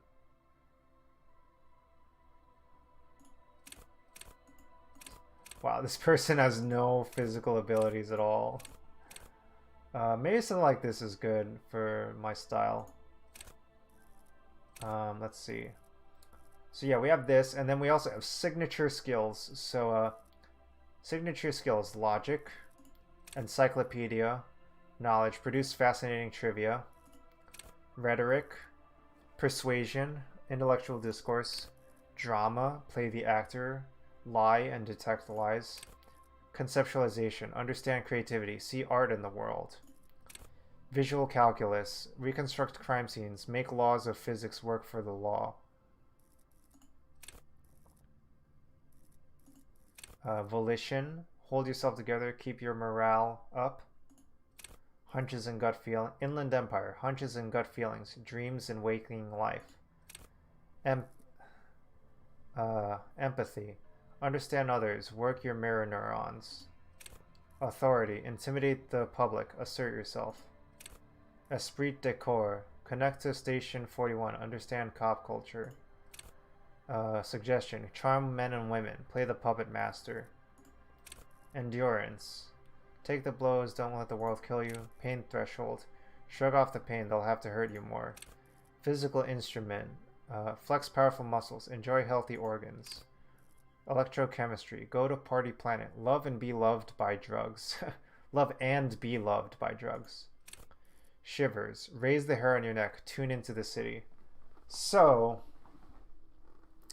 I think there was a really good review I saw of this game by Jacob Geller, where he featured this signature skill called Shivers in his review, and it was just utterly fascinating. Like, basically, like, this skill kind of like was like, you know, it was a physical characteristic, but in that physical characteristic, there's this intuition of sensing what the past was like in the setting.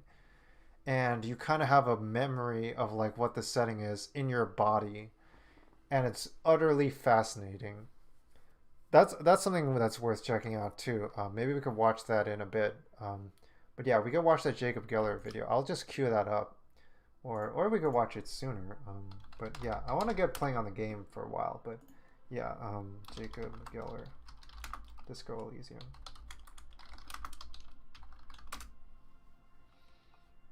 I'll pause this, queue it up. So yeah, I'll queue this up, and then we can watch it after we get started after a bit. So yeah. So yeah, Shivers is utterly fascinating. A half light. Let the body take control, threaten people. Hand-eye coordination. Ready, aim, and fire. Perception. See, hear, and smell everything. Let no detail go unnoticed. Reaction speed. The quickest to react. An untouchable man. Savoir-faire. Sneak under their noses. Stun with immense panache. Master machines. Pick locks and pockets. Straighten your back. Keep your poker face. Authority.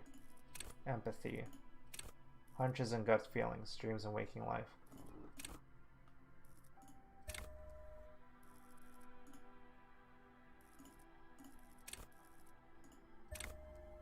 So I only set one signature, I guess.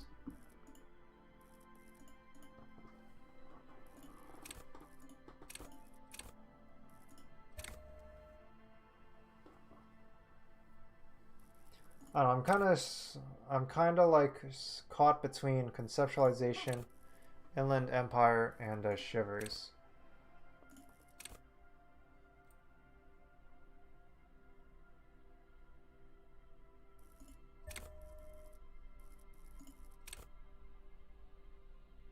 I don't know, I kind of want all three even.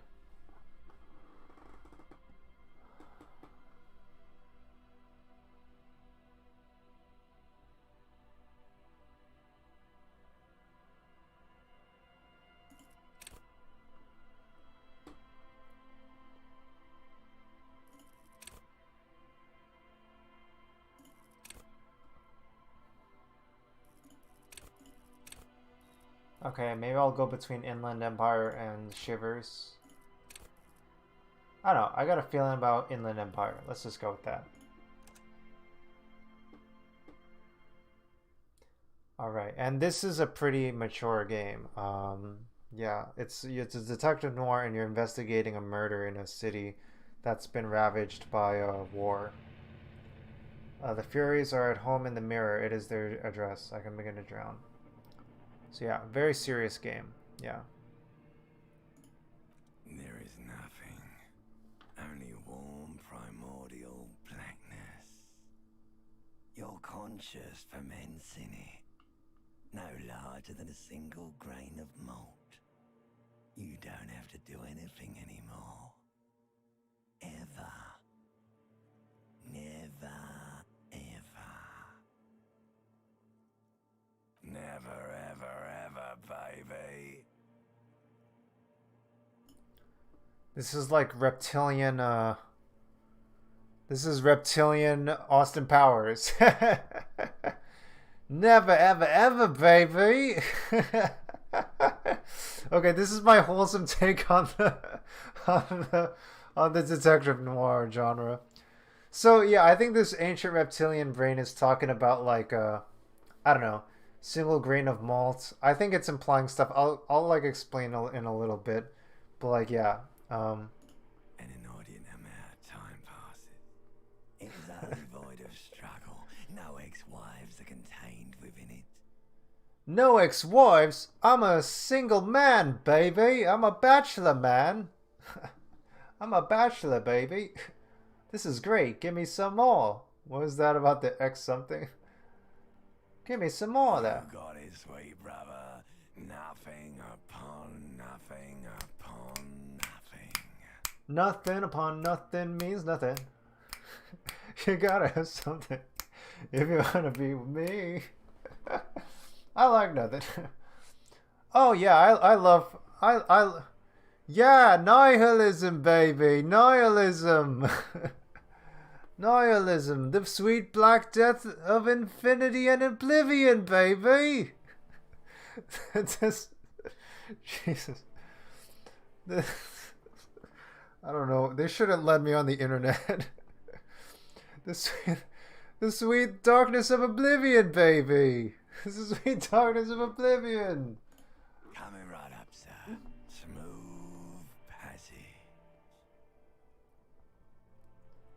Alright. Dr. Evil! Where's Dr. Evil? Very glad you're on the internet. Really glad I'm on the internet. Thank you.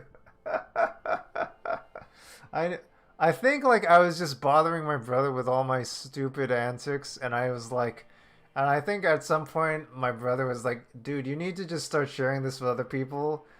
I think it was just occurring to me that I needed to start sharing this with other people just so I could stop bothering my brother with all my silly antics in the house and stuff. So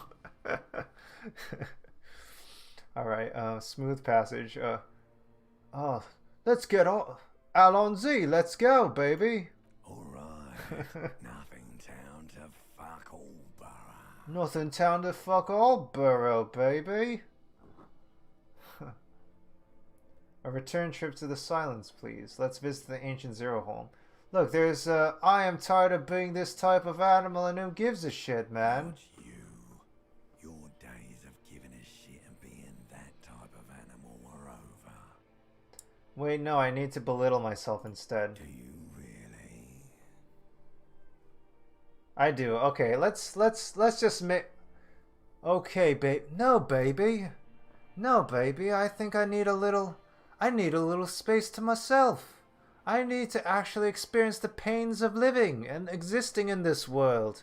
I can't live with you and enjoy the pleasure of nihilism and the dark blackness of oblivion. I need my own life, baby. That's not my bag. I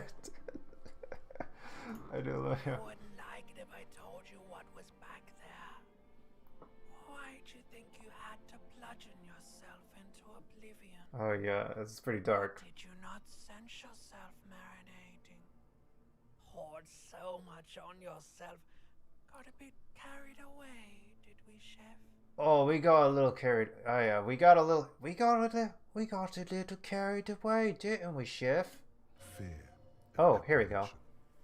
You should ask what's out there first. Hey, Inland Empire's helping me. Alright, thank you, Inland Empire. So, one of the things that happens in this game is that rolls happen automatically, and so in RPG fashion, and they have different success and fail states. And your internal dialogue also has RPG roles too. So your own internal brain mechanisms and stuff, in addition to like, you know, actually being in the world and interacting with people and events and creatures and whatnot and animals and whatnot. I don't think there's creatures, but like yeah. In addition to all that and the environment and stuff, you actually have internal dialogue, and all those things have roles too. So Inland Empire is actually helping me out here. Fear and apprehension. You should ask what's out there first. Wait, so what's happening? What happens? Like, what's waiting for me? I don't care. I'm an idiot. Brave idiot. So let's just tell me what's happening out there. There's this giant ball there. And evil apes. And the evil apes are juking it out on the ball. You're one of them. It's basically all just evil apes juking it out on a giant ball. Okay, so that's like some more nihilism there. Like, we're all just evil apes duking it out on a giant ball. I don't know if we're all evil. Are we really all evil? I don't know if we're all 100% evil. That seems like a little much to me. I don't know about that. How big is the ball? How small are the apes? How big is the ball? You can't even make out it's a ball when you're joking it out. It's that Oh, large. it's a pretty big ball. Okay, pretty big ball. How small are the apes? Infinitesimally small. I don't know. Infinitesimally small compared to what, though? You gotta look at the glass half full. We might be pretty small apes in the grand scheme of things, but in comparison to what exactly? Because there's things smaller than us, too, and we're bigger than them, too. About this duking it out, I keep hearing, what's that? Vying for resources. It's just a stupid expression you picked up somewhere. Yo, this game's dark. Part of the Shit. presentation you want to take home with you is this. You have to beat the other evil apes in the face. Or you lose. Do we really? Okay, so this is just the limbic system talking. You're not in charge of me, limbic system. You're not in charge of me. But, I think I'm not having a good day today. So, maybe if I get a glass of water, go for a walk, have a nice sandwich, I'll be able to feel a little better. And maybe the limbic system won't be as in charge, if you ask me, maybe put on some nice music or a little bit, to, do a little bit of stretching, get some water.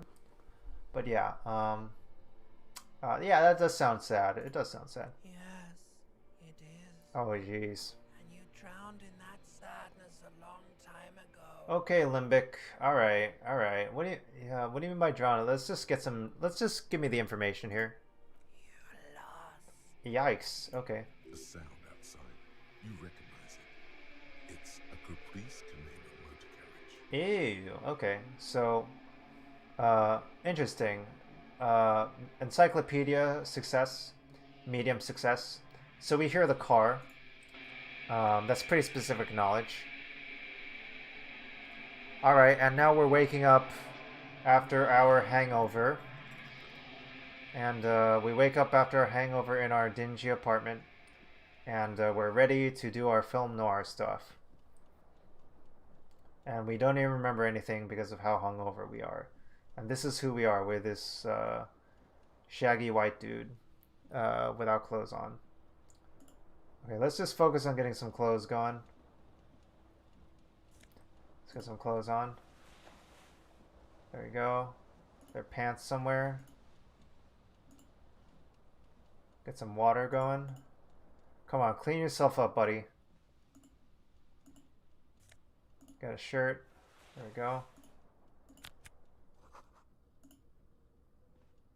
Wine, beer, and sweet liqueurs in the bathtub. Take a look in the mirror a bit. A mirror hangs above a bent and broken sink. In a fierce discharge of masculine energy, someone has ripped half the faucet off.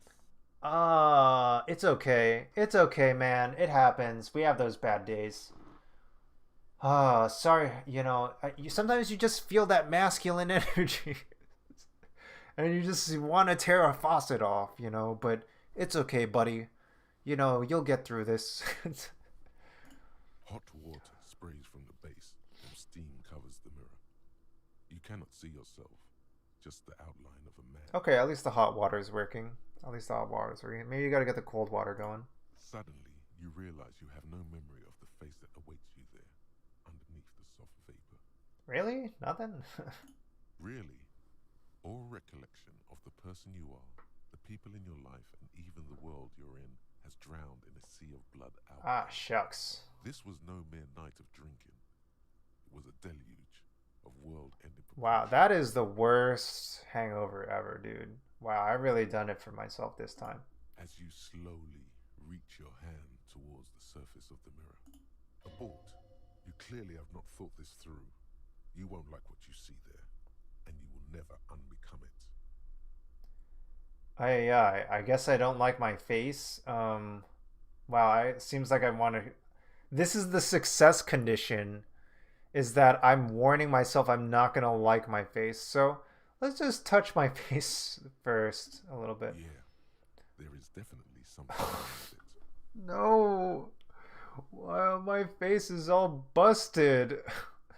How busted can I be? Where to even begin? No. There is a bloatedness, Shit.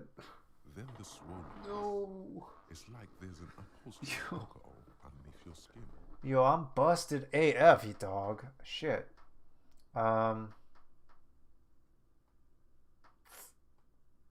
Okay, how's my nose at least? It's not. Your nose feels like a small balloon in the middle of your face. It hurts when you honk it. It doesn't appear to be a particularly tiny nose either. Not with all the drinks it's absorbed for you. Alright. I don't know. That's a shame. It's not. Tongue? It's swollen and snail-like, wriggling between your fingers. Alright.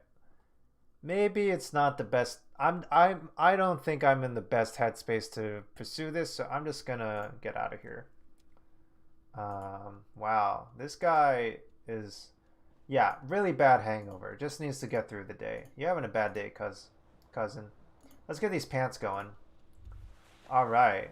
Yeah, I got the 70s disco look going. Disco look. I don't want to look at the bottle. You hear a jingle.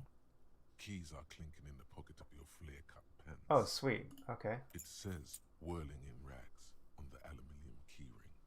There is a single key on the ring. The number 1 is etched on it. It should open the door. Sweet. Okay. Looks like someone off the tour at the tape while the song was playing. The reel to tape is still on, rolling empty. Okay. Dude, this dude is effed up, man. You gotta like... This dude's busted. Oh, man. I'm so busted, y'all.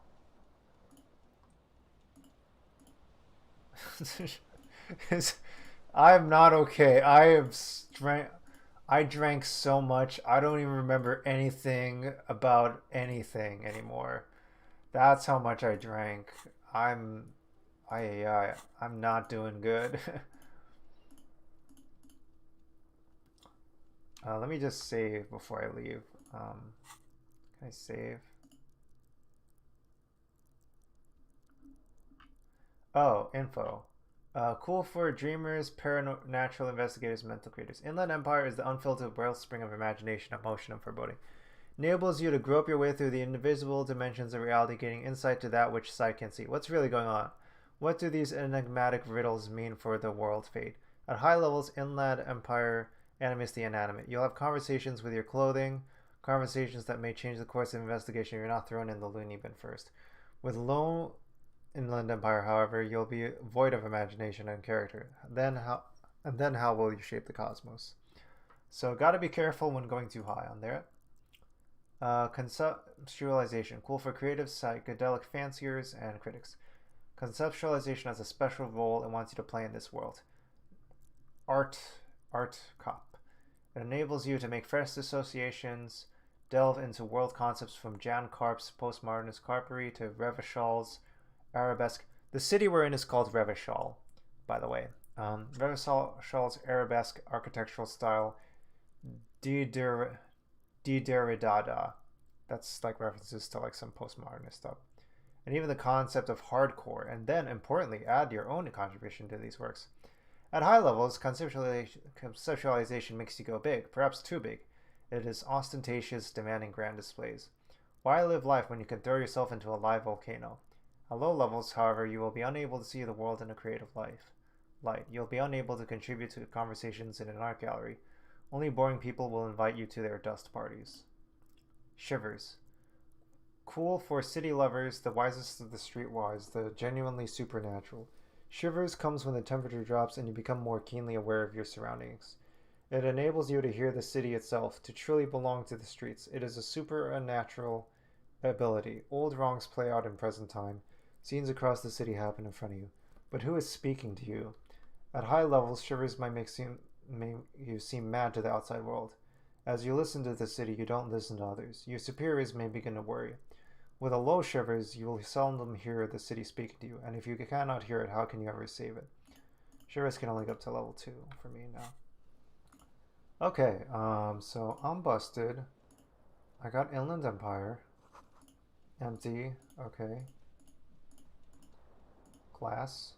The window stands broken in its frame. Cold wind blows in. Let's assess the damage. The shards face outward. Whatever broke this window came from the inside. That's not good. A fine web of scarring covers the back of your right hand, but none of it is recent. Oh, not recent. Okay. Huh. More likely a projectile than a held object. There are no fragments on the floor from pulling a tool back in after impact. Something you've done before. What am I doing? Okay. Assess the size of impact. Too large for a bullet, yet too small for a piece of furniture. You're looking for something heavy and larger than your fist.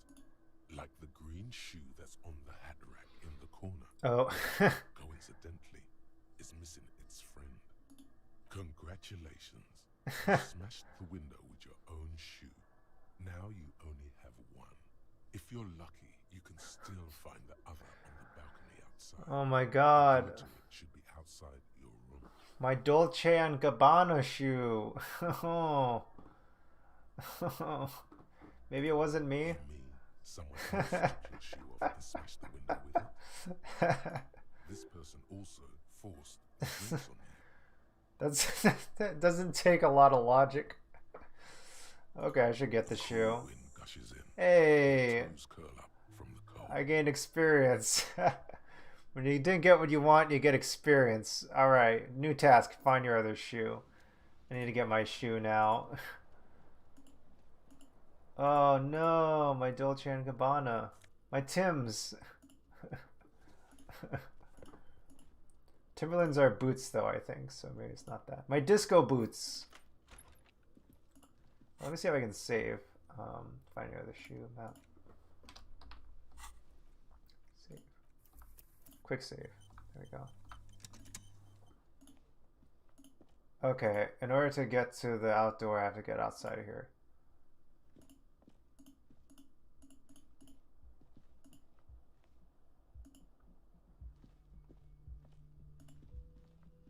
Hello, officer.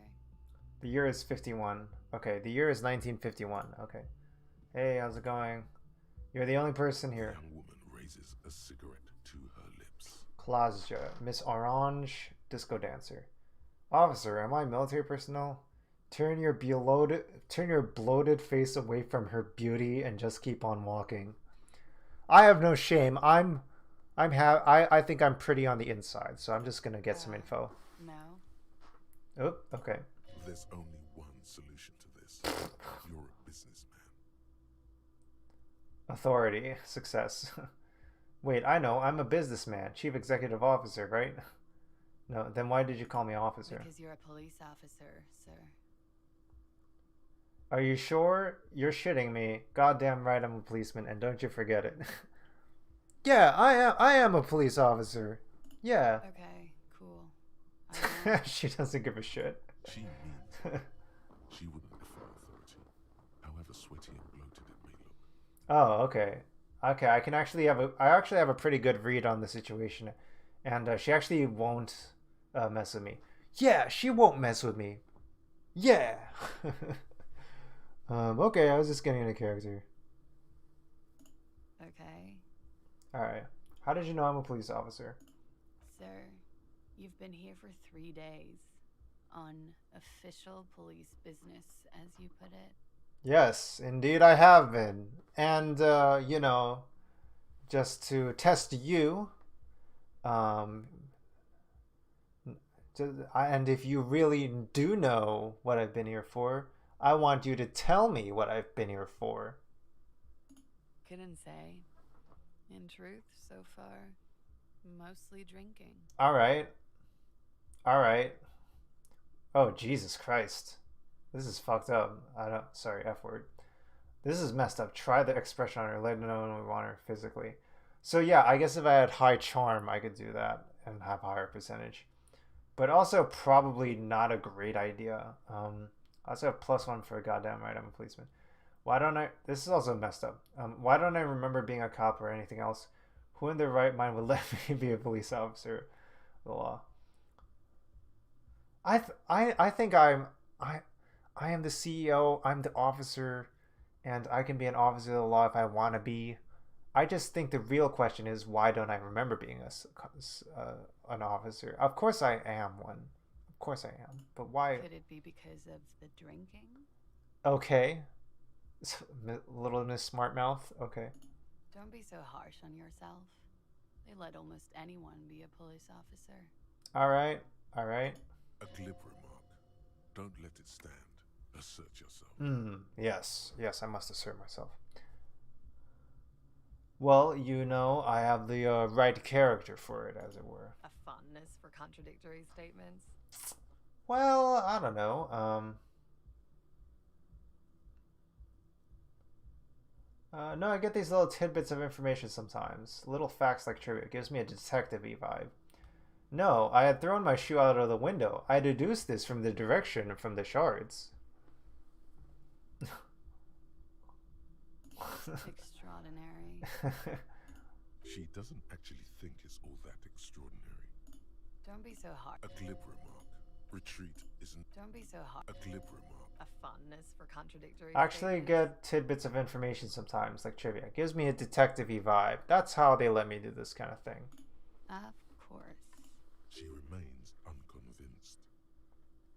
Okay, I don't want to do that. I'm just gonna head out. Don't be so hard. A glib remark. A fondness for contradictory statement. I'm sorry. I was being glib. I'm sure you're a great cop. Okay. Of course. Be careful, officer. They don't like the police around here. Oh, okay. Have a job that people don't She like. looks back at you, a light glinting off her eyes. Goodbye. Have a job people don't like, while also not remembering anything about myself and who I am. Oh, can I get a... Okay, long stub. Seems like she didn't want to finish that cigarette, really. Trompe de mode. Monde.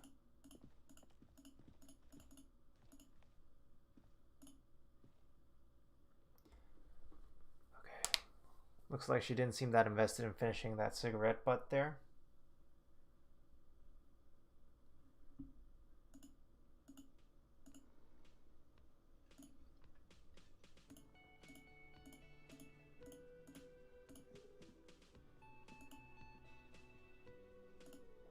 Ooh, can I sing? Ooh. Ooh. Karaoke. You should totally sing karaoke here. The first chance you get. Your emotions need to be expressed. People need to know your vast, oceanic soul. My soul is immense. Utterly. And it Needs to be heard. I need to express my inner voice. through a PA system. Through a PA system. By other people. What should I sing when it You comes have to not it? yet stumbled on the right lamentation, but it's out there. It'll come to you. You will wreak havoc with it. Don't worry. Maybe I should sing something happy. Get the people going. No. Don't sing the happy song. It's stupid. Sing the sad song. It's profound. Right. You have to find something tragic to sing first, though. Okay, I gotta find something to sing. Okay.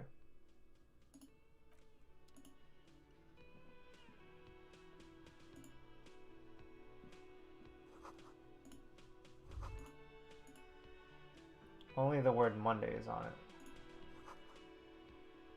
A woman's hand wrote yesterday's menu. Today's starts in a man's handwriting. Soft purr of the electric juicer comes to the kitchen. Someone's working.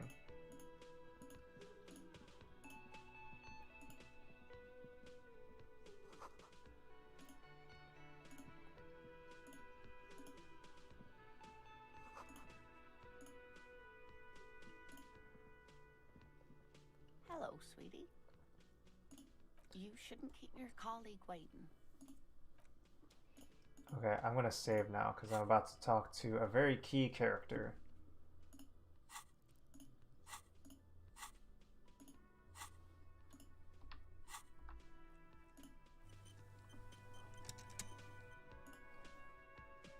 A bespectacled man in an orange bomber jacket is tapping his foot on the floor. Looks like he's waiting for someone. You. From what I understand, Kim Kitsuragi is an important character in this game. As you approach, he narrows his eyes and extends his hand in greeting.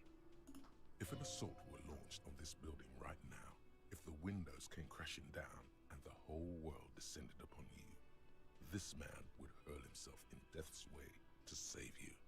You are sure of this, but why?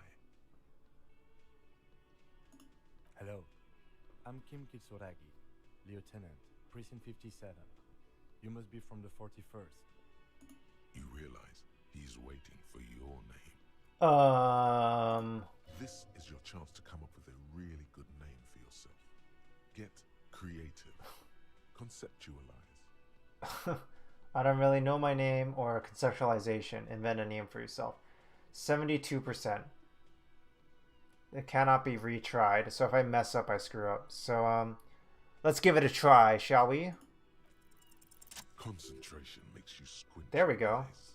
Your name should be deep gold and orange, like a forest fire looming on the horizon, but mixed with the stench of liquor rising from your breath. You're 2 steps closer to it, but there are still many to go. Succeeded. Conceptualization 5. 1 plus 5 equals 6. So still not yet time. Okay then. It looks like we had a little scheduling error Okay. on Sunday. Saturday too, actually. Have you had time to talk to the manager here? I guess Kim Kitsuragi is Japanese descent, but also French, because he has a French accent. What he means is, he has been trying to meet up with you for 2 days, but you have been otherwise occupied. Am I able to increase the base stats from the beginning of the game? I'm not sure. I really haven't gotten that far in this game. I played maybe 40 minutes the first time I played it, and then I didn't pick it up again because it was so dense. But I don't know. I think maybe if I get enough XP, maybe I'm able to. I would definitely like to, for sure. What he means is he's been trying to meet up with you for 2 days, but you've been otherwise occupied. Yeah, I would be kind of disappointed a little bit if I couldn't increase my stats, but I would imagine it being a role-playing game, I'd be able to increase my stats after a while. Have you time to talk to the manager? I totally talked to him. No, I haven't. No, I haven't. Then we should ask him for a rundown of the area. Get me up to speed. I understand the scene is out back, right? Yes, Kim. Yes. It also wouldn't hurt to assure him the police are finally here. In full force, I mean. Have you mapped out the initial interviews? Yes, I am aware of who I am. What interviews? I have, yes. I haven't. What interviews? At the 57th, we like to prepare an initial list of persons of interest, and then just skim the surface. Prepare the field, get to know the players. You don't do that? Maybe it's not an inter-district practice. Not yet, I'm afraid. Okay, we'll have time for that after we take a look at the coroner's case. Yes, Kim. Yes, absolutely. We will proceed very professionally. Moving forward. Yes. Have you removed the dead body from the tree? What?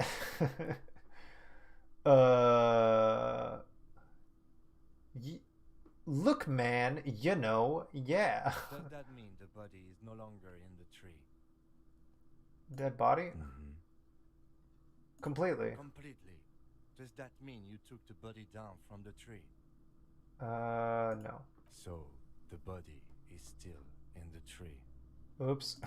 This is the first time you detect a weariness in the lieutenant's voice. It is obvious he would have preferred for the body to no longer be in the tree. Whoops. My bad. Where it has been hanging for 7 days straight. We should go there as soon as we are done talking to the owner.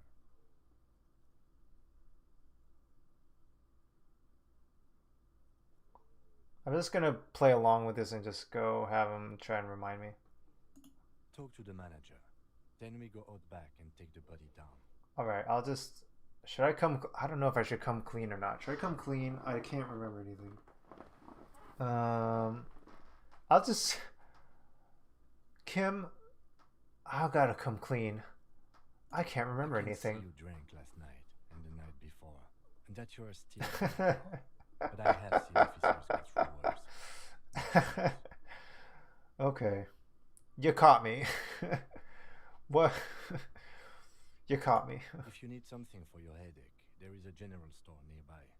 But as I said, the dead body should be our #1 concern. Thank you for your cooperation, Kim. We will be able to manage this, I'm sure, moving forward. Yes. Absolutely. After you, officer. If you're about to embark on an investigation, shouldn't you have a badge? Talk to the manager, then take the body down. Okay. You mean you don't have a badge? It wasn't on me when I Losing woke your up. identification card is a serious matter. My vehicle has a shortwave. You can use it to report your badge missing. Shit. I advise you to try to locate it as quickly as possible. This But game... getting the body down This... should still take precedence. This game really comes at you fast with these quests and stuff. Lieutenant Kitsuragi is now in your party. You can talk to him whenever by interacting with him. This is like a really dense RPG. I will say. Like, it's pretty crunchy. And like, even when I played like the game, like I was like kind of intimidated by it. But I'm kind of willing to play it more on a live stream playthrough. So let's talk to the manager first, then do the body, then report the badge. In his late 20s, with a thin, unimpressive beard, notices you approaching. He drops the ledger he was holding and turns to the lieutenant. Okay. Could he be irritated with you? He avoids eye contact altogether, like you're not even there. Yeah, I'm enjoying the playthrough so far. It's kind of fun being able to goof around a little and kind of talk through my thoughts and stuff. Yeah, for sure. Yeah. Mr. Gart, right? It actually can You run this place. it actually can kind of be a little bit of a grind to just play it by myself a little bit. So yeah, I kind of have fun. Yes. Chatting it through and talking through my thoughts a little bit. I am Kim Kitsuragi from Precinct 57. This is an inter-district investigation. So joining me from Precinct 41. I was gonna say nothing. Right. Now, I know it Shit. took us a while to arrive I at don't know the my scene. name. It also took you a while to call us and report the dead body. It was you who placed the call, yes? Thank you, Kim. Thank you, Kim, for taking over here. No, I only just got here. It was probably Sylvie who called you. She usually works the bar here. I'm only temporarily taking over her duties. Yes, I noticed that on the chalkboard. Do you have her number? As a matter of fact, I do. You said you just got here. From where? Are you a local? What, of Martinez? No, I live in Jamrock. I only sometimes come here to keep an eye on the place. This is just one of the many, many cafeterias I manage. Okay. But you still know your way around, yes? In case we need directions. Yes, I know where some things are, but as I said, I don't live here. I just used to work here. And I'm not going to start working here again, if that's what you think. Huh, okay. I didn't imply that. Detective.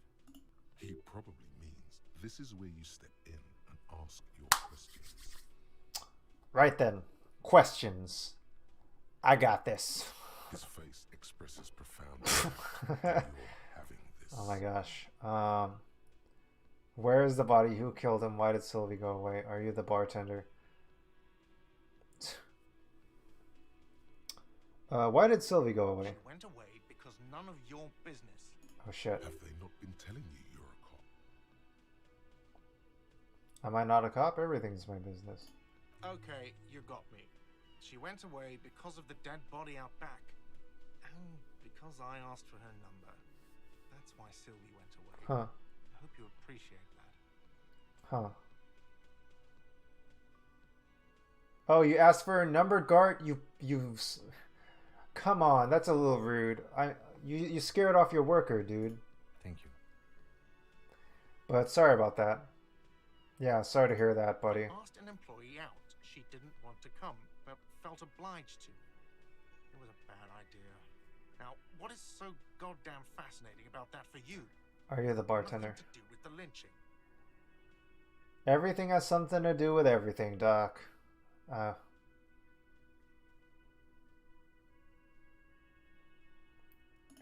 Good for you. Was there something else? I'd like to get back to what I was doing. I feel like where the body is a terrible question because we know where it is. Who killed him, I think, is obviously like, I don't know. I think that's like what we're here for. So that's probably a bad question to ask, but I don't know. Maybe it's dumb. I don't know. I just woke up, so I'm going to play it safe. Are you the bartender is a good question, I think, also, Agnes. I'm going to ask that. No, I'm not the bartender. I'm the cafeteria manager. Okay, he's being a little curt with me. He's very animated all of a sudden. This is clearly a touchy subject for him. Oh boy, he doesn't like this. I don't understand. You look like a bartender. What's the difference? I have 3 cafeterias I manage. 3. Get over it. What is your problem with me? Why would I have a problem with you? You're a hero, cop. You're being... I detect a little sarcasm here. Am I? Or did you ride in, take the body down, solve the murder, and not trash my hostel room? I do not appreciate your tone. I guess I haven't been doing a great job. Yeah, I didn't actually get it down to that. You're right, you didn't. It's only taken you 3 days not to. What have I been doing that time? No, I haven't seen you around. I just got here, remember? Was there anything else? Okay. Very easy dodge from my questions. Noticing that I've been drunk for 3 days and not doing anything about this thing hanging in the backyard, and yeah, very, very suspicious, but I'm watching you, buddy. Yeah, I should probably take that thing down. I'm terrible. I'm a terrible person. I'm terrible at my job. Let's go. Alright. Not so fast. You owe me 130 real. Savoir faire. What's real? Oh, excuse me. You owe me 130 real. The IIR, or Inter-Isolary Real, is the global reserve currency. Whatever part of the world you're in right now, it's safe to assume he means you owe him some money. Alright, so my memory worked, so... Wow, you're a genius. Yes, that's right. Money. You owe this establishment 130 real. What's wrong with me? What do I owe this place for? What exactly is money? You're under arrest. What do I owe this place for? Let's see. 3 nights at a tariff of 20 real comes to 60 real. Then there's the window you... Oh, shit. The hole in the window was the first thing I saw when I came to work. So don't try to tell me you didn't. That will be 40 real in damages. But what really is money when you think about it? Let's get philosophical here. Another thing you violated is half the bar. You've run a tab of 30 real. Actually more, but we'll round it down to 30 for your hard work maintaining the stability and order of Revachol. That's 60 plus 40 plus 30 equals 130 real. And yes, real is still money. I guess I'll ask what money is. What are you, a philosopher? Yeah, since I woke up... Yeah, since I woke up, I might have the trouble remembering even the most basic concepts of reality. Money is what grown-up people use to pay for things. Things like this hostel room. Or 8 bottles of potent blend. and 9 packs of Royal Extra. We use it for everything, really. But what if I don't have any? There's a shuffle of nylon as Lieutenant. Oh no, Kim. Oh shit. I'm sorry, Kim. I'm sorry. That's cop 4. I haven't offered to pay because I don't have any money either.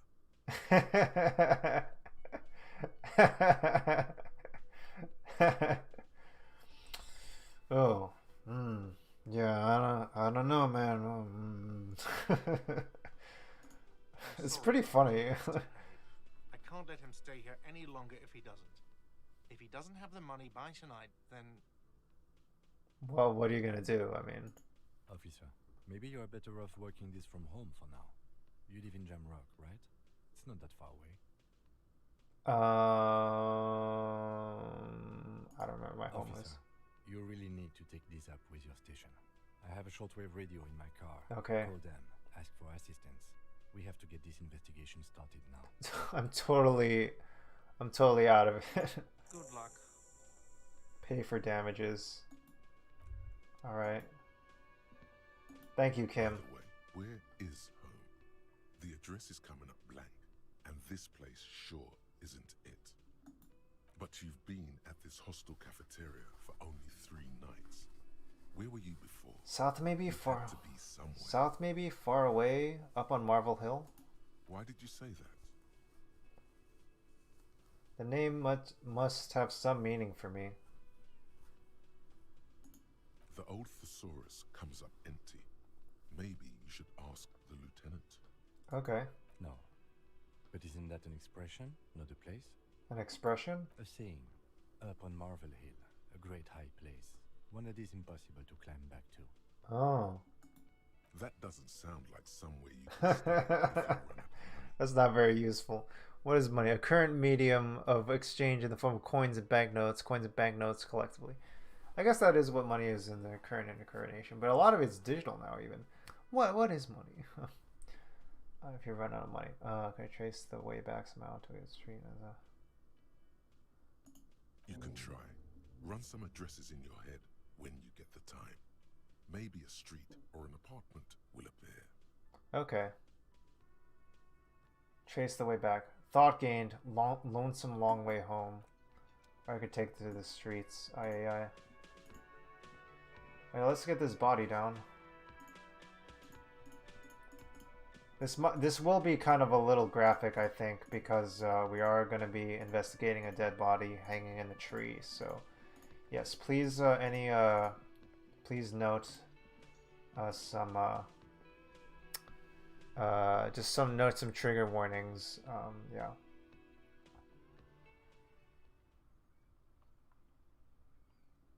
I think I'm in the front yard. I need to go to back.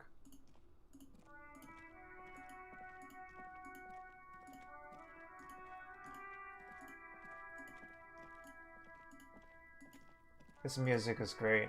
I love this music.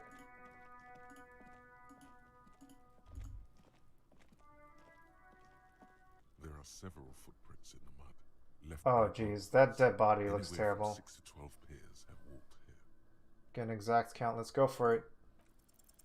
Maybe more than 12. Ooh, nice. No. 8 pairs of boots have shuffled back and forth in the mud. Good. 1. Standard work boot. Steel reinforced toes. Number 46. Whoa, not pretty good. I'm pretty smart. 2. Standard work boot. Steel reinforced toes. Number 44. Wow, I'm doing this like it's my job or something. I'm pretty good at this. 3. Hobnailed work boot. Steel reinforced toes. Number 43. 4. Standard work boot. Number 45 or 46. You don't know. It's a miracle you can tell the prints apart as it is. The cold must have preserved them. Okay. 5. Another standard work boot. Steel reinforced toes. Number 44. Huh. 6. An aberration. Light as air. Even pace. Same make of boot, but number 41. Male or female? Impossible to tell. Could also have been an adolescent. The gait is undeveloped. I'm pretty good at this, ain't I? It's as if the whole world darkens. Everything else has a thin film of unimportance on it, and the tracks burn in the middle of it, in a strange, beautiful way. I'm pretty good. Huh. 7. The glowing outline of a standard work boot, number 46. But the imprints are twice as deep as the others. The weight exceeds 200 kilograms. Wow, okay. Pretty deep. 8. And yet another standard work boot, number 44. There's an aberration in the pattern of the sole, however. The right sole is smoother, more worn. How many? 8. I was pretty off then. I counted 20. Same guys are going back I and never forth. got the hang of it. Hyperopia. Do you see anything out of the ordinary?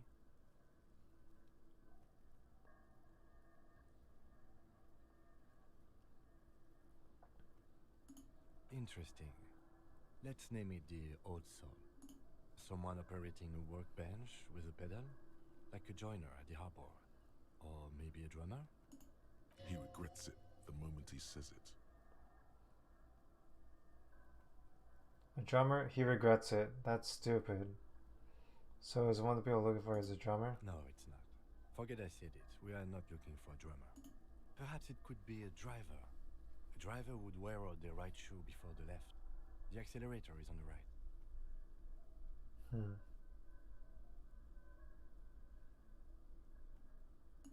We should keep our eyes open around the traffic jam. See whether anyone strikes out as a potential suspect. Seems prudent, no? Maybe we don't want to attract too Right. much attention. Let's keep a low profile. Huh. Wow. We're collaborating with Kim is like a brainstorming session here. 200? 200 The kilogram. combined weight of two people, one carrying the other who's tied up. Let's say a heavily built worker carrying a similarly built, soon-to-be-dead man. He might be right.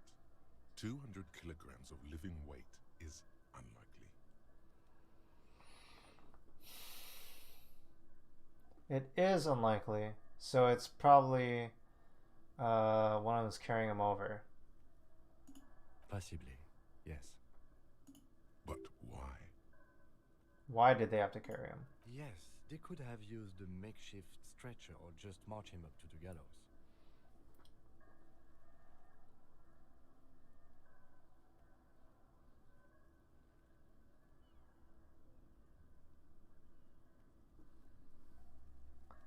Oh, if you use a stretcher or march him, maybe he wasn't conscious. Maybe if he used the walk. You have a point there. Anyway, it's something to consider. What else can you see? Light A stuff. woman or a kid? I think I said it was no way to be sure. Understood. Anything else? How old do you think A these week, trucks are? maybe? 7 days would fit the time frame provided to us by the caller, who reported the hanging. Dang, I really should have gotten here sooner. This could have been messed up very easily. It is not impossible. I pulled last week's forecast for coastal Havashol. 7 days below freezing. The day before, the day of his hanging, was the last warm day. Okay. Correct again.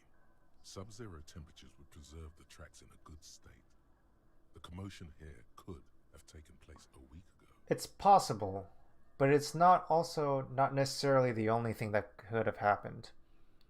You have to go to sleep? Thank you for the stream. Oh, okay. Thanks for joining. Yeah, enjoy. Thank you for enjoying. Yeah, this has become less fun and more like brainy stuff at this point. So yeah, now it's actually back to detective time. So yeah, please enjoy your rest. And yeah, no pressure. Thanks for joining. And yeah, we'll continue playing more of wholesome detective moments in this. So yeah, I might stream again on Friday, otherwise Sundays most likely. Yeah, Sunday is my regular day. So yeah, thanks for joining, Agnew. Take care. So yeah, let's see. What do you think happened here? What do I think? A mob of people brought something heavy to the tree. One of them was carrying the victim. They shuffled around, especially under the tree. Then, after hoisting him up, They stood in a semicircle facing his direction. At first glance, this appears to be a lynching. Indeed. They all stood in a row here and looked at the tree. Yes, everything fits so well. Carried him over, hoisted him up, watched him hang. Isn't it strange to have your assumptions confirmed like this? This is what someone whispering Volition. suggestions in your ear would like you to feel. Huh, interesting. We should withhold being content. Do you think there's something we are missing? It's a philosophical disposition. I'm like, no. Everything fits too well. It's convenient. It does. I shouldn't have assumed in the first place. The caller could have lied. The whole thing could be misreported. Should we take another look? Or go? Interesting. Someone operates. He regrets it the moment he says it. A drummer only uses their right foot for the kick drum. You're Oh. stupid. Huh. Perhaps it could be a driver. A driver would wear the right shoe before the left. The accelerator is on the right. He doesn't seem to hear you.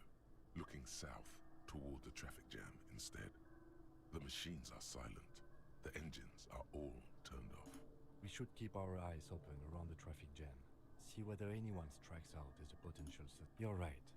Let's keep a low profile. A woman or a kid?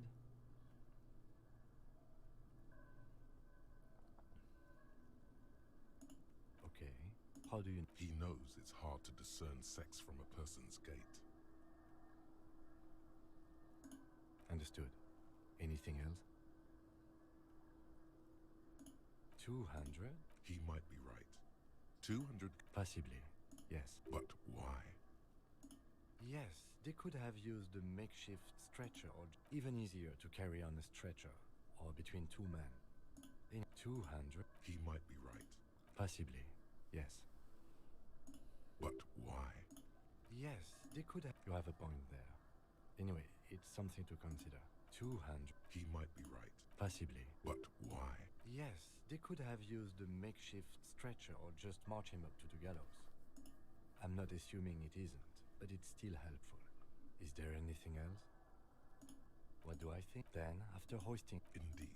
Yes. Everything Isn't it strange to have your assumption? Do you think there's something we are missing?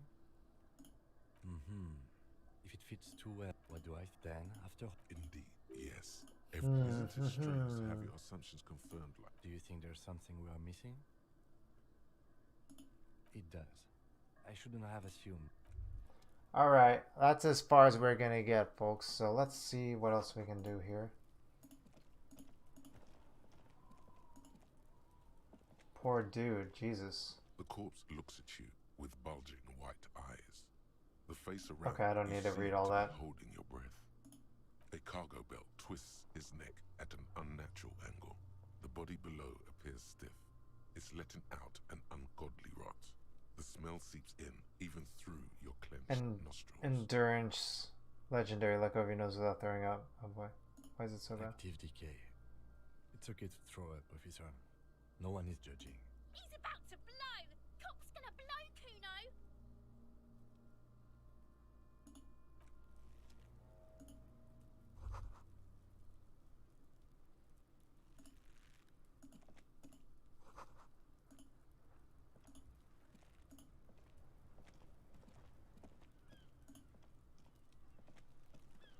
Kuno's got this. If there ever was such a thing as an ugly kid, then this is it. This is an ugly kid. He's almost exquisite in his ugliness, like a gremlin. That's perfect writing. Funny. Moment of your time, kid. Shit's coming up strong. Throwing rocks. Alright. Shit coming up strong. That sounds good. Joyous.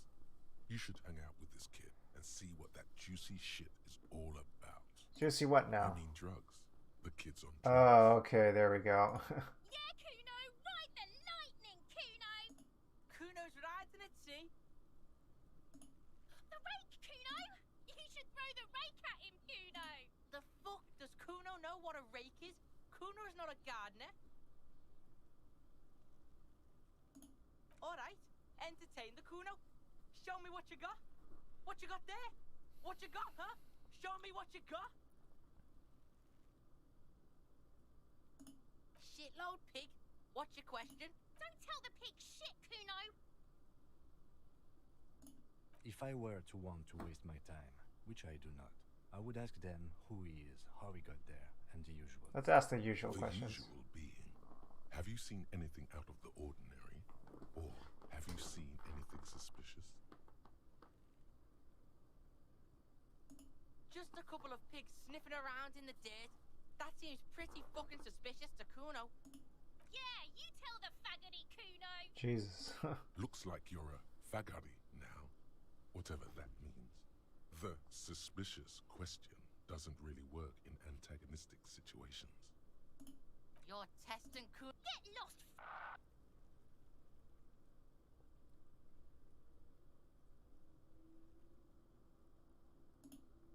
Kuno's Kuno pig? It's always Kuno, never I. Clearly the kid's using the third-person perspective as a shield. Ah, here we go.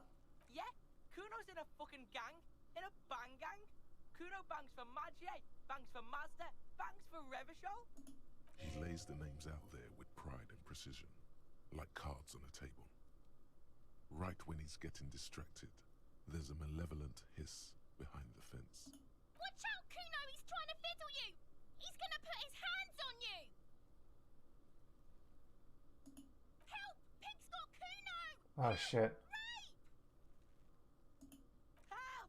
He's got the Kuno, help! Help! He's digging his dick out. Oh my god. Escalate, Kuno. Pigs in here, Kuno. Somebody, please. How did we get here? How did this happen? This makes no sense. There may still be a way out. Just appeal to his reason. Look. Ay, ay. For emphasis, a ghost is saying this. A shit-eating psychopathic ghost with an ace up his sleeve. I know you wanted to hit me. You got that. I'm gonna fuck that Kuno. This kid is messed up. Kuno's dad gets. This kid's messed up, man. The rage look. Relax. He can't read your mind. He doesn't know you were thinking that.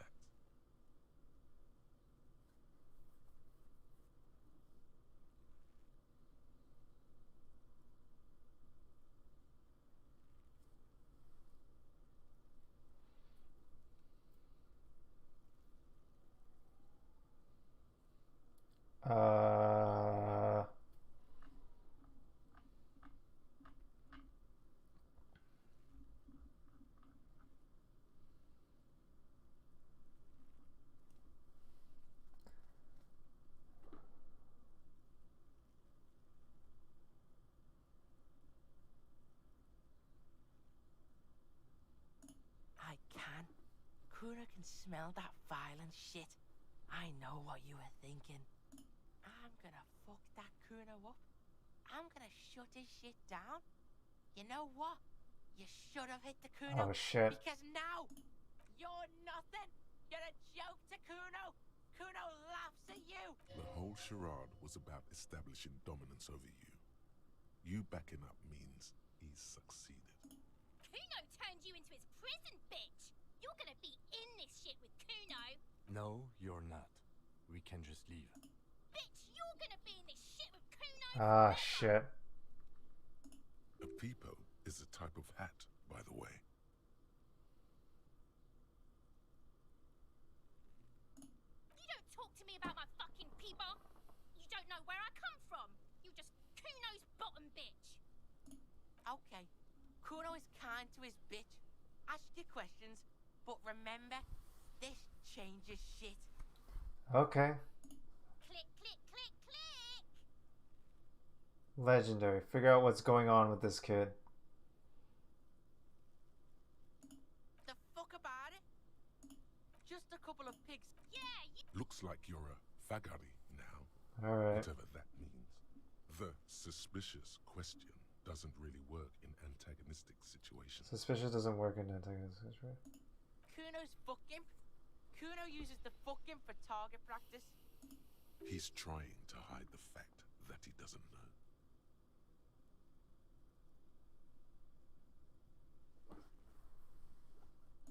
Kuno knows all kinds of shit. Kuno's not a snitch, that's all. Trying to make the Kuno sing into the popo phone. Probably climbed. Kuno was busy down the road when that shit went down. You heard Kuno. Kuno wasn't even in Martinez. Kuno wasn't in Revachol. Kuno wasn't regional. I don't know. Some fucking Mesk or I don't know. Some other place. Night City. Kuno was in fucking Night City. There is no Night City anywhere. That sounds like the name of a city in some pulp science fiction novel.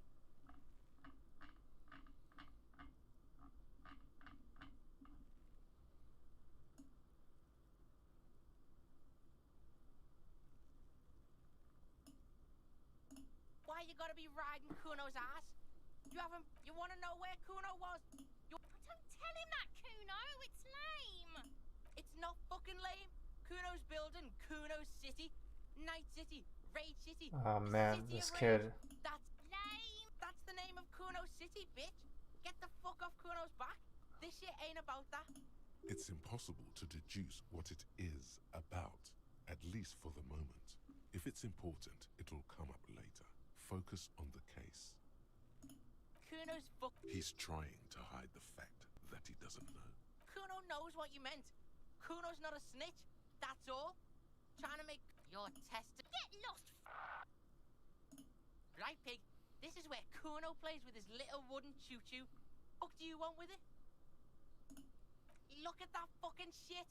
You're trying to get Kuno killed. So you say that ladder is unclimbable. Fuck does Kuno know? Kuno's not a fucking acrobat. The lieutenant takes a quick note in his notebook. It's a trap, Kuno. Don't climb it, Kuno. Look at that. Fuck does The lieutenant. It's a trap, Kuno. Yeah, whatever. Kuno doesn't give a shit. Yeah? The kingdom of Kuno? The fuck do you... Yeah, whatever. Kuno doesn't give a shit. Backed down from Kuno. White check, you may retry it. Okay. He's on your crime scene, bossing you around. And he's been here for some time too. This is where he hangs out. You have to get more out of him.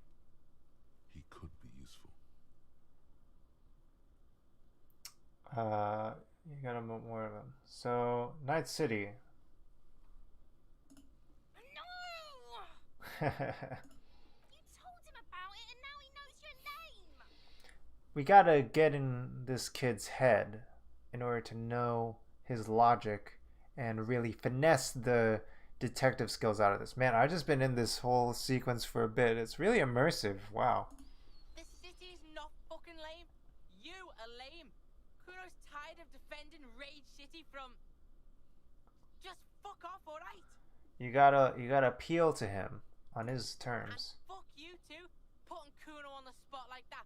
Kuno doesn't need to fucking... Okay. Explain himself, as if explaining some kind of work, some kind of avant-garde work way ahead of its time. I'm intrigued. You must get to the bottom of this one of these days. Sadly, it's unlikely to happen today. It's not gonna happen today. Kuno doesn't fucking care. Okay, maybe I'll come back to it when I have more empathy.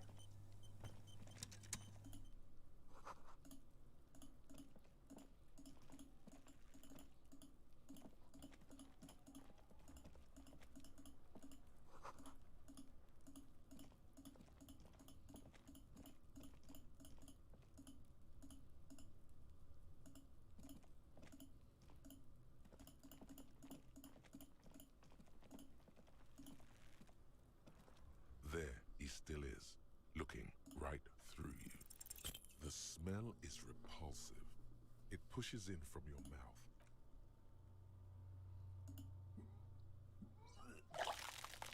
Whoops.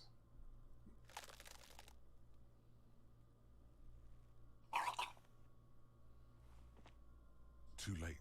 It's impossible to keep until a pool of vomit lies under your feet and your throat stings from the stomach acid.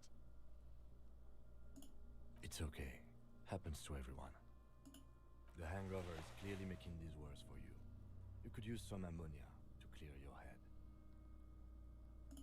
There is Frit nearby, east of the hostel. There's a greenhouse here, and a gardener with a wheelbarrow on the corner of the whirling in rags. If she works here, she might have something for the smell. Pretty clever. Acquiring ammonia will provide a modifier to the white check. Modifiers make checks easier and allow you to retry them. Okay, so let's get rid of this thing. So,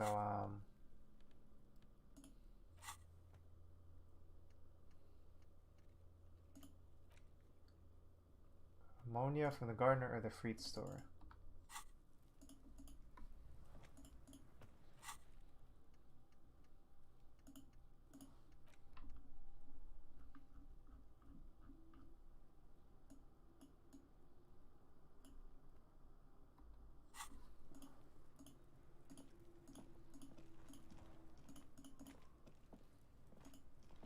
This game's pretty good. It's pretty messed up. Pretty immersive, gotta say. I don't know. I hope people are enjoying this. It's like a pretty intense game. It is pretty hard to be wholesome cop while playing this game, I gotta say. It gets me thinking all kinds of things, and man.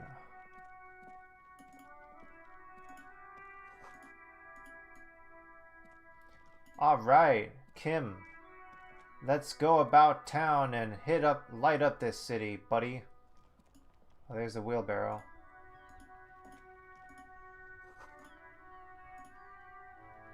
Love this music.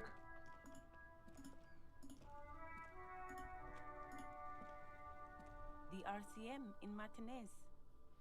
What can I help you with? We don't see a lot of police, of course. What can I help you with? Can we get some ammonia? Sure. I'm done with it. Go easy on that stuff. It gave me a terrible headache. Of course. Where to? Where am I? What do you mean? Yes, sir. District of Martinez. He knows where we are. He just wants directions. The lieutenant seems uncomfortable with the level of disorientation you are displaying. I'm sorry, Kim. I'm sorry you have to be here for this. It's up in the north. There's the pier, the Cape Side apartment buildings, some more tenements. Not a lot, really. The harbor gates, some kind of commotion, I think. I don't follow the local politics. A fleet store, too. Some shops. I want a freight store. The canal bridge leads to the coast. I love food. But it's broken, I think. Some kind of accident, probably. Just coast. There's a little fishing village there, and a fish market. But that got closed down ages ago. It's just water. No, actually, I think they call it the Martinez Inlet. There are some islands in the bay, but they're hard to reach. No problem. Of course. I won't hold you back. Her gloves. You get the feeling that you need them. You have a dead body to deal with after all. Can I borrow your gloves? Keep them. I have another pair. Okay, thank you. Very sweet lady.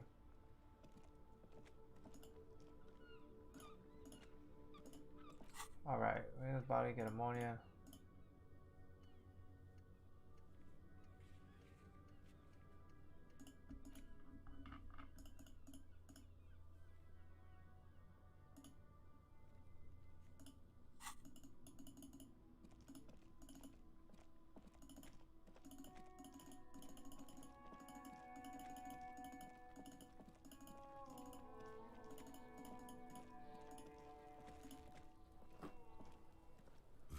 Still is, looking right through you with his white eyes. You crack open the ammonia ampoule and breathe in. The odor of death is still stronger. It's a spell of the mind telling you to run, and your stomach to wring itself empty. With your eyes squinting, you stand in it. They do after 7 days, yes. We are deep in decomposition here. I appreciate it, Kim. The man before you is naked, but for a pair of underpants and enamel boots. His skin is greenish, marbled with decaying veins and blotched by lividity. A fading web of tattoos covers his chest and shoulders. The cargo belt used to fasten him to the branch above appears industrial in strength. Industrial strength, huh? The material appears to be ceramic. Its clean white stands in stark contrast to the decaying flesh above the knee. The man wore thick polymer socks. This is awful. Probably for padding. A fine array of interlocking plates covers them. I was afraid this is delicate and fragile. They feel alien to the world around you, out of place somehow. The boots are out of place. Okay. These are clearly not boots. They're armor, possibly part of a larger set. Indeed. Technically speaking, these are sabatons, not boots. Huh. Yo, the writers had a ball with this game. They had to know the word sabatons and not boots. Ceramic plate. Zirconium dioxide. So much world building. Love This is it. where the make would be. Under the hill. Fair weather. Fair weather model T500 VE. I'm guessing that's vitreous enamel. This is advanced stuff. The locals probably scavenged it. It would be odd if he had more arm after 7 days. We should keep a lookout for these pieces. The armor could yield information. Maybe he... No. He must have worn something precious underneath his clothes. They have removed all his clothes to get to it. They did not just strip him for the putrid rags.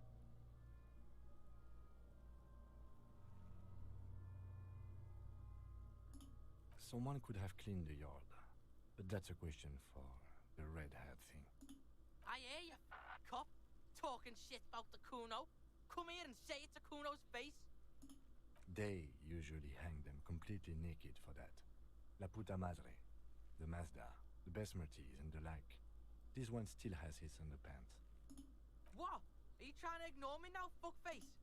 Kuno, this boots shit is super boring, and the guy's a total vitupaz. Okay.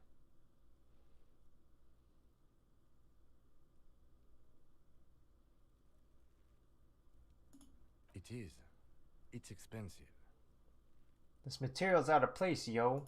We've requested similar material for our tactical units for years now. The Oh. constabularies deemed it too costly. In that time, we've lost 6 men to semi-automatics. Interesting world building. For a full set, about 4 years of waiting. Wow, that's really intense. That's really big. That's some heavy duty stuff. For the northwest region of Revachol, an officer's average yearly income is 5,500 real, unadjusted for rank. That's a lot, I take As it. a wage, it's regrettably small. But for a piece of hardware, yes, that's a lot. That's for us to find out. My initial report on the area suggests he was a security guard for the harbor company. Interesting. But that's just hearsay. Pretty advanced initial report. Just something I scraped together from my station. He's not actually sure of that. He's just I appreciate that. I appreciate that. I appreciate that, Kim. You're so nice. I agree. This equipment is way beyond what a guard can afford.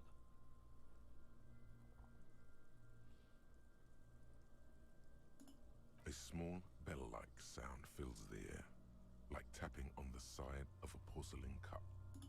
It's anything but. This material is a kinetic redistributor. It spreads kinetic energy horizontally, from plate to plate, dissipating it entirely. See? Faint, organic lines cover the plates where they separate into smaller ones. These plates then divide into smaller plates until they're like whirls of floorboards. The design looks organic, influenced by highly resistant wood materials like lignum vitae and ebony, perhaps. If trees were made of porcelain, this is what their cross-sections would look like. A Trees. smooth, glossy surface fractures into ever more intricate interconnections, peaking on the right sabotage. Artistic vision can be helpful for detective work too. The whirls are in the shape of a letter and number combination: E50, 100, Oh, interesting. Trivial success. Nice. Good. Can you read it to me? We have a make and a number. That's something. That's We pretty can use the useful. radio in my kinema when we're done. Either station can chase it for us. This feels dangerous. Are you sure? Nope. The Sabatons dangle off the man's decaying form, ageless and synthetic. The cadaver slowly twists on the cargo belt. I don't. His torso covered in tattoos. I don't. And extremities. I don't. marked pink and blue. I don't want to pull the boots off because I don't want to be responsible for his like foot coming off or something. Like, yeah. The hangman's knot I don't want is to deal with pulled that. tight by the weight of the corpse below. Yellow, hard-edged polyester cuts into his neck. That's This unpleasant. is a steel-reinforced cargo lashing belt. Big brother of the regular cargo belt. It's used for tying cargo under six-rotor airships. Airlifting. I thought it was used on lorries for strapping cargo to them. Apparently, this is the reinforced kind for air transport. My brain tells me so. The local harbor uses 6 rotors to shuffle containers around. I get the sense they use whatever was on hand without paying much attention to not incriminating themselves.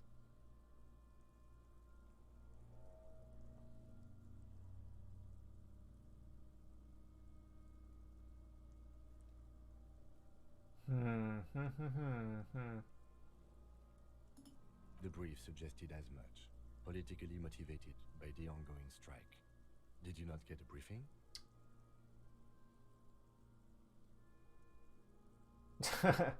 My past has undergone total annihilation. Nothing remains. My mother, the love of my life. Certainly not a briefing.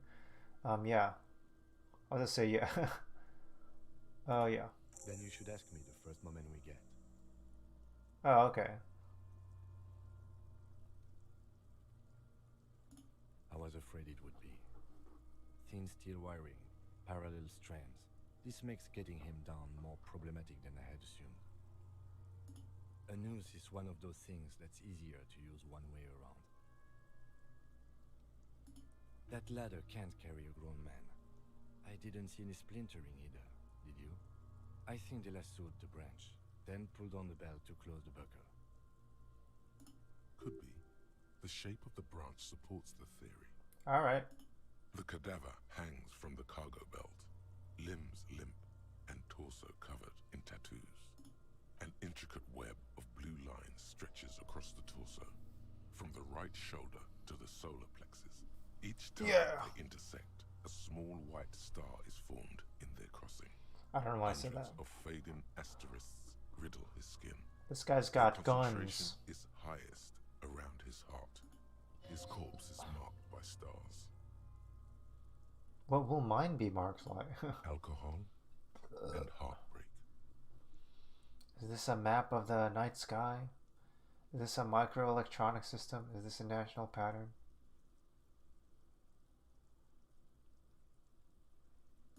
A map of the stars.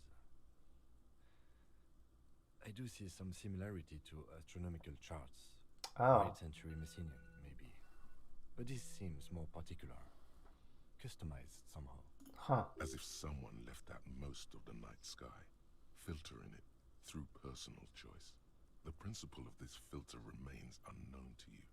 The thought dissipates, and you feel as though you were only half right. Easy success. So someone is missing the part of it because they're hiding something. So am I.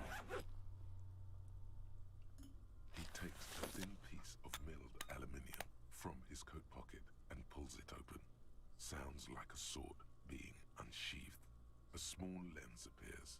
Some sort of camera. A Trigger Sunshine. Mini. Triggered is the world's leading manufacturer of intercommunication devices, primarily projectors. The camera before you looks familiar somehow. Shit, Kuno! What the fuck is that? An instant color camera. I have only 2 ampoules, so nobody move. I don't want to waste one. A sound, a shrill flash, followed by the breaking of a small ampoule of You see streams of color pour onto the thick, glossy piece of paper, rolling out. In case we need it.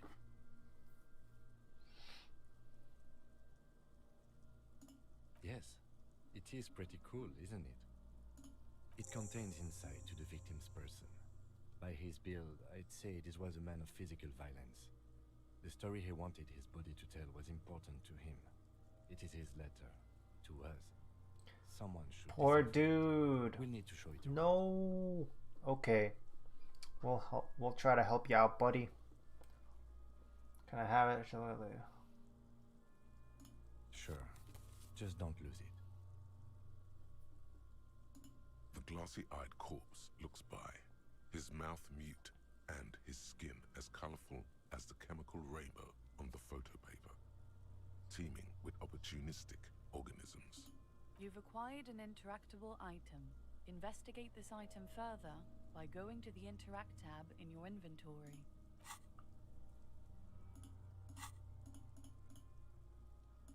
His eyes are milky white and blind to the world, protruding comically from their sockets. There is no one home, just subaquatic terrors. Dude. There. Dude, you're a mess. Brown hair grows on his head. His face is ready to explode from the organic processes inside. The death's head grin has passed. What remains is an unrecognizable mess. Okay, who are you, buddy? I'm gone. Ooh.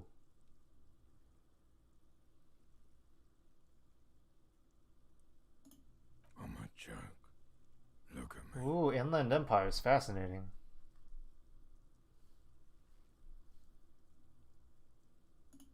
There is nothing funny about jokes either. A killer, a motherfucker, and a killer. Go ahead, Cobbo. Into the wild pale yonder. In the past, way out in the west. What do you mean? It's the power of your imagination. Oh, that ain't Disney right there. Shit. Go ahead. Ask me more questions. Why do I love questions so much? You're a cop. Alright. Look at all of them go. Coming right up. Copperoonie Rooney. This is getting upbeat now. Love did me in, Brother Copo. It was love all along. Because you have. Sure, Lobo. Looking at my face, motionless, looking into my eyes, standing here. Why are you investigating my murder? I don't know, maybe this will lead to something. Something is on its way. Something hidden. It's coming. A miracle from the northwest, and it's almost here. You can feel it in the Shivers. It's wild. Cold spring air smoothing them over. Wow. Come back later, Corpo. Amuse yourself with my frank manners and my memento mori features. If possible, also see me in your dreams. As you narrow your eyes, the monster before you, this is a trick. You've done it before. Pink is where the blood settled in the first hours post-mortem. You can use it to see if the corpse has been tampered with. Does his position at the time of death match the discoloration? Only the lower extremities are pink with a dash of blue. His fatted hands, thighs, and his neck, just above the noose. The rest of the corpse appears dark green in the cold spring air. I see it. His neck too. The lividity goes right up his chin.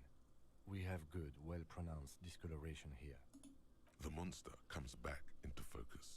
An explosion of color, coursing with dark veins. What is happening? The stomach appears pregnant with What? something Black liquid streams down his thigh and onto his boot. So, what do you think?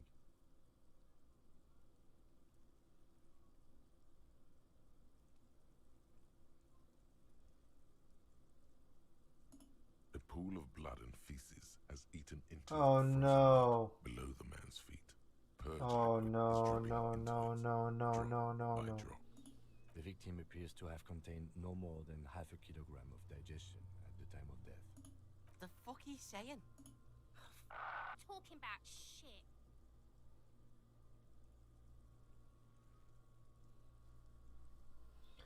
Ay, ay, we got lucky. Maybe.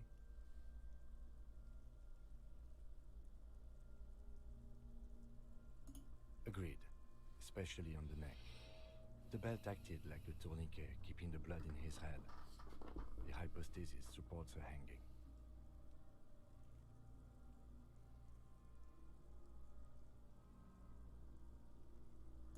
There's always a chance. We should check for ligament marks on his neck to see if they're in tune with the belt. We'll have to get him down first. I do. Most of them are post-mortem. Maybe even all of them. The delinquents have made our jobs harder with their little sport. Stop talking in riddles, coin slot. It means you fucked him up good, Kuno. Fucked him up brutal like. I agree. His personality is no longer a part of the world. Totally dead.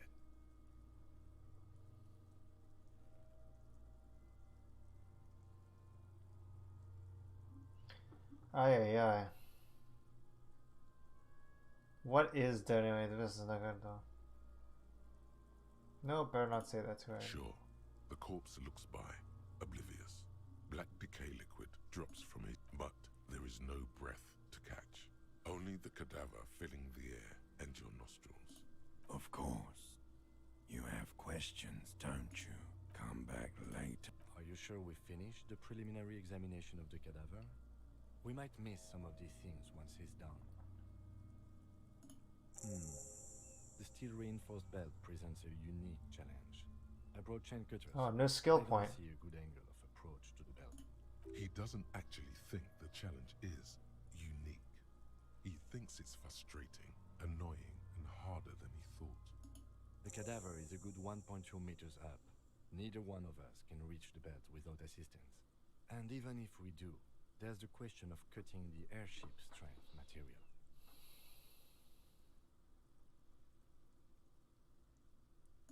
Climb up there and saw the branch? There has to be a less risky way, with less falling down of trees. I was really hoping we wouldn't. The Union appeared to be suspect in this case. It seems like a dangerous route to go down. But what other options? The corpse twists on the belt, like chicken on a skewer. Someone else? You mean like the police? Someone like a paid garbage man? Or a cleaning crew? I have bad news for you. That is a detective. Yeah. I know it's hard, but I assure you, the others will Ay, ay, ay. help us. And we have a growing sanitary concern here. We are not getting him down already. Not getting him down is a task that's already accomplished. It's not our job to keep him up there, but to get him down. Thank you, Kim. Yeah! Bang bang time, pig! Shoot his... How? Where the buckle ties the rope to the branch. Oh. That's a good spot to aim. Where? Ah, yes, I see. If the shot hits that, there might be a chance to release the belt. Yeah, now we're talking. And they'll miss! The pigs will miss, Kuno!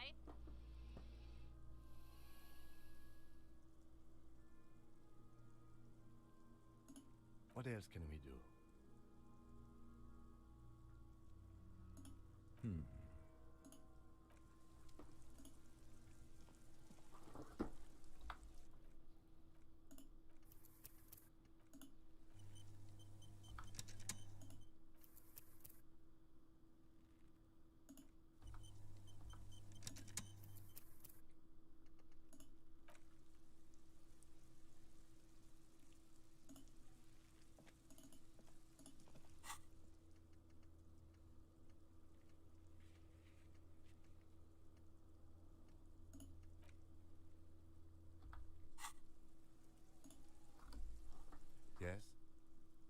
Alright, No response. He's having trouble processing it, believing it even. Have you tried concentrating on something other than your personal affairs?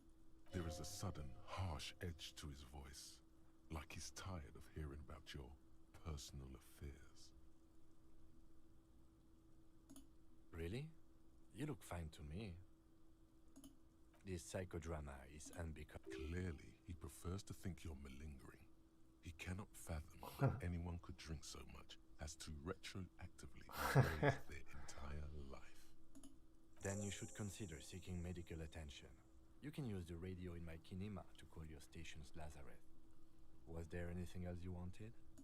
What do you want to know?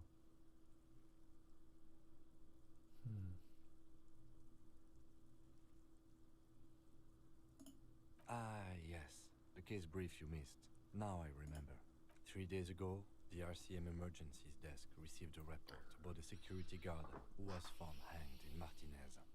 An anonymous caller said there was a dead body behind the Whirling in Rags hostel cafeteria. The cadaver had been there for 4 days. No one had come to investigate. During that time, the victim had been stripped of his belongings. The caller did not identify him, but used the word lynching. There is an ongoing labor dispute between the local dock workers and the logistics company Wild Pines. I was told we should approach the death as part of this dispute.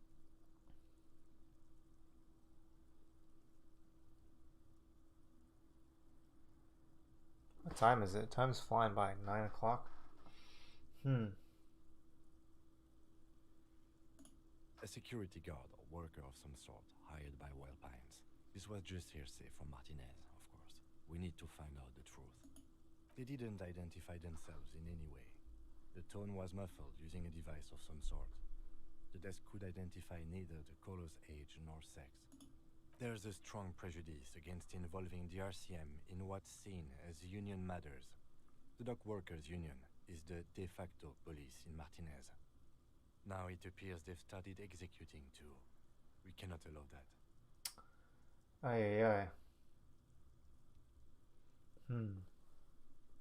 Complicated.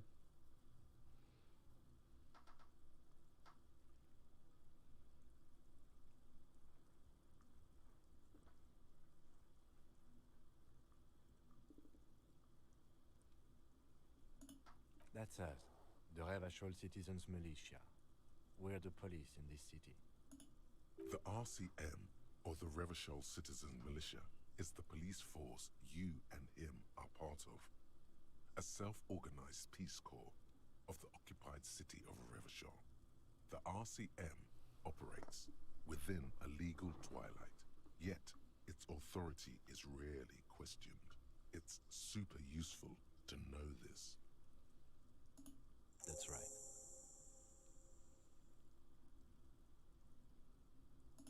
You mean like a brief? There's no reason to wing anything. 3 days ago, during that time, Okay then. Was there... No, it's not a particularly mysterious case. The deceased is a security guard for a corporation involved in a labor dispute. It doesn't take a DeLorean polymath to put the pieces together. I just don't see the case getting more mysterious than that.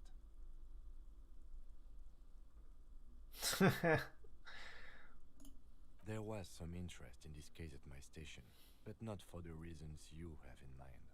You seem to wish there was... Are you sure there's not some kind of angle? Good point. Martinez is famed for its occult sex murder ride. We'll get on it immediately. Thank you, Kim. The weary tone is the surest indicator that the lieutenant is being sarcastic.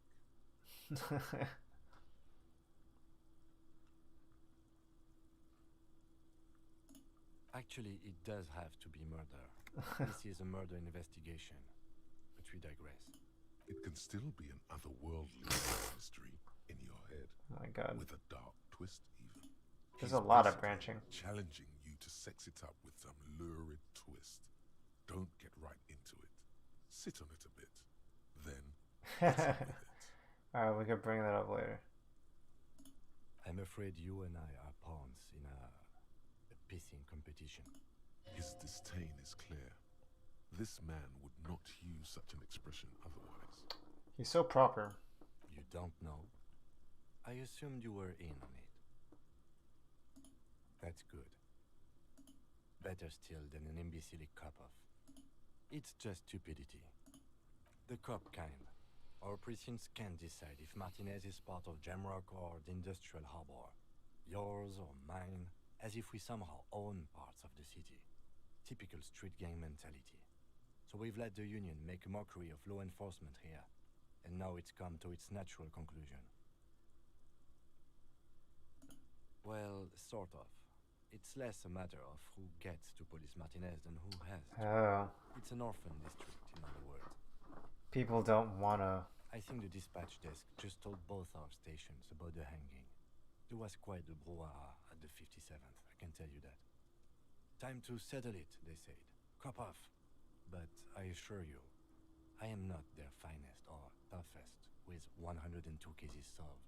What I am is least interested in a pissing competition. So, he volunteered to represent the 57th, but not out of competitiveness. On the contrary.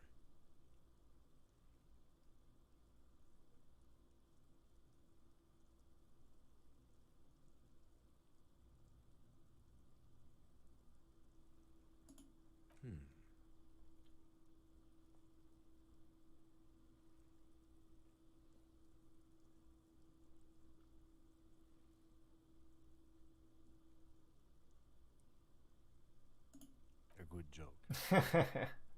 Obviously, I'm the greatest. He does not actually think it was a good joke.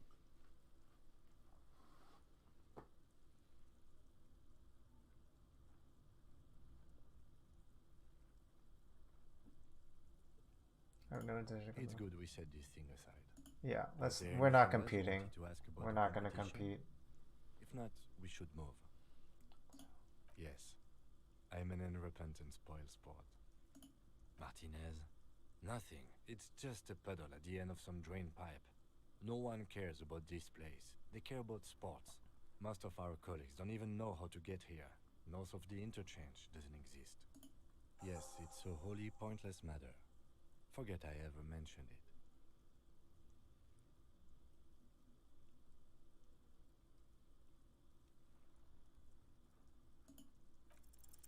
Look at you. Oh, I succeeded. It's because you're a failure. They sent you to Slight, Precinct 57. Yeah, I suck. Just I'm think terrible. for a second. You're a raging Oh alcoholic my god. who showed up 3 days late wearing disdained disco garb. I You were suck. sent here to win. I've considered it. So that's true. It would be immensely ugly of them, not to mention unprofessional, but I also think it's somewhat unlikely. I checked the records. This jurisdiction dispute, who polices Martinez, reaches back to the 30s. It's as old as my station. And all this time we can't decide who gets Martinez? I think, yes, both stations would prefer a win. Safe? No. But you're old. You've made it this far.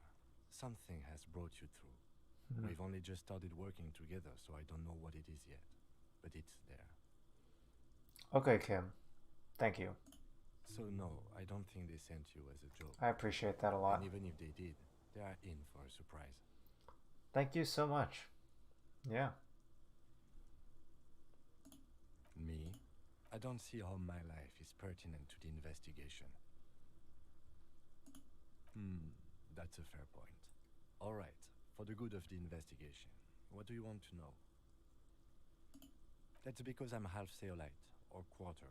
My father's father was from Seoul, so was my grandmother, but from my mother's side. It's not an interesting topic.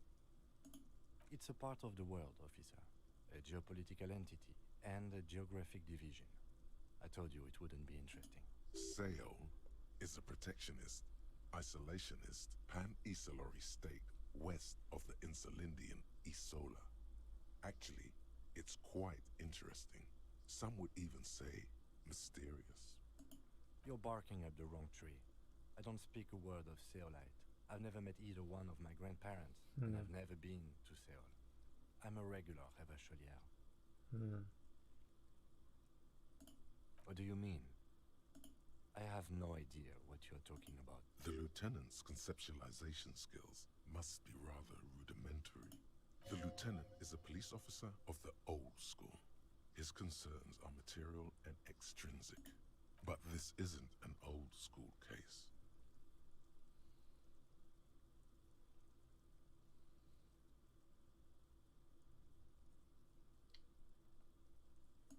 So what? That makes you the new school? God spare us. For real detective work, nothing beats a good notebook by your side. The lieutenant produces his small blue notebook and idly thumbs through a few pages. That's where his conversations with himself take place. We all have our different mediums. His is written. That's correct. You feel a slight urge to put the lieutenant down for this, but you can't quite muster enough testosterone.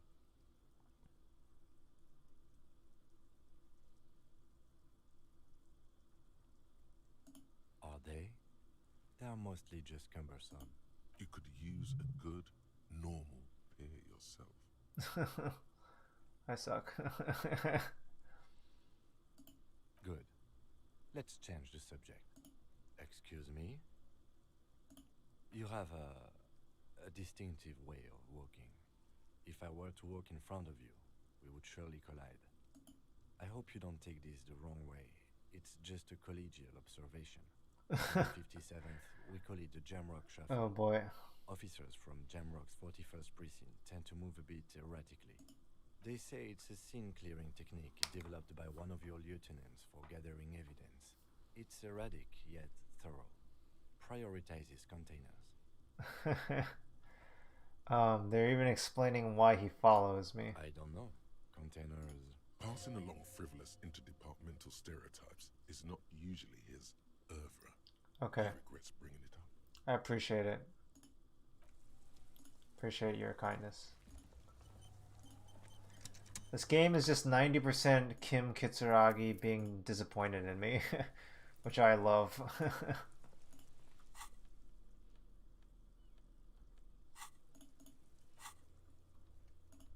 think I gained a skill point somewhere. Level up, skill point. I have another skill point.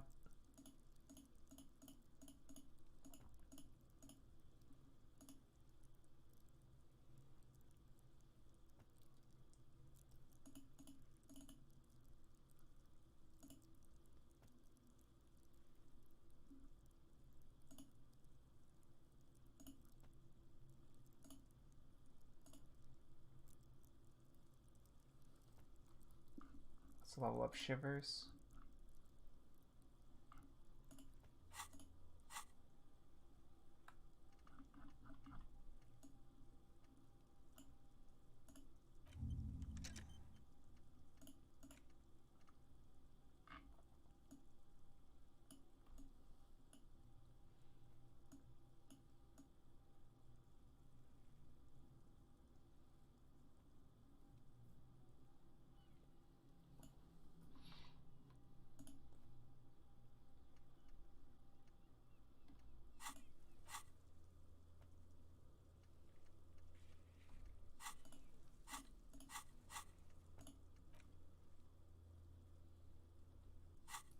Shoot it down or ask for help. The man before you is naked, but for a pair of underpants and white boots. His skin... Yes, we do. Yeah. He breathes out. Oh yeah, do this shit! Fuck it up! I'll blow his head off. Take it! Yeah, take the shot. Silence. With his elbow and produces a lightweight firearm. He drops a paper cartridge in the barrel, separates the scouring stick, and gives the cartridge 5 tucks. That's a Kiel A9090 Armistice, mass-produced muzzle loader, ascetic, frugal, one of the most common firearms in the world. He then steps back and assumes the fellow's desk position, taking aim. The corner of his eye twitches. His finger is on the trigger. He's gonna fucking miss! The kid's voice is drowned in a shrill blast that echoes off the walls of the surrounding tenements. A cloud of smoke slowly parts in the air as the lieutenant steps back and says to himself, God damn it. He feels bad about it. About his eyes mostly. Just having bad eyesight. Probably from a young age. Whatever you do, do not console him. Fucking idiot! Mookaba asshole! Kuno could have hit it easy, but then Kuno's not fucking handicapped, is he?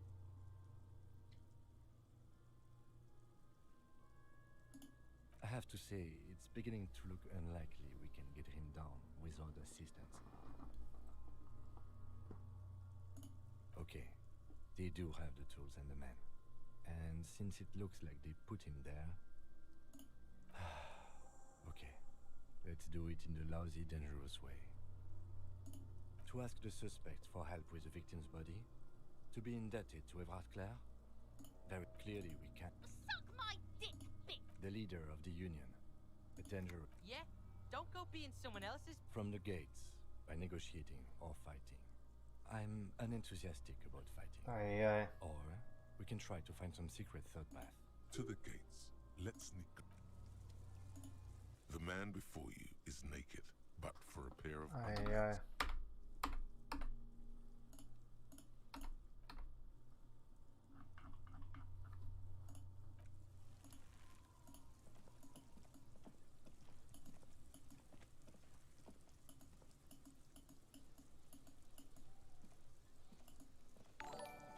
Hey, Backlog Cabin, thanks for hosting.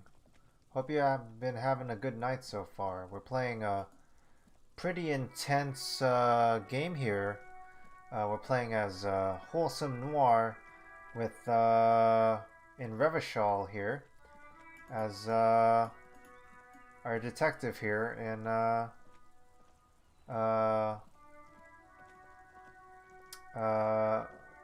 Disco Elysium. Yeah. It's a very meaningful game and it takes a lot of thought. I've been like super immersed and I haven't even been talking that much, so I'm trying to like be a little more engaging now. Now that you're here and stuff. So yeah. Glad to hear you've been having a good night. The investigation's been going very well.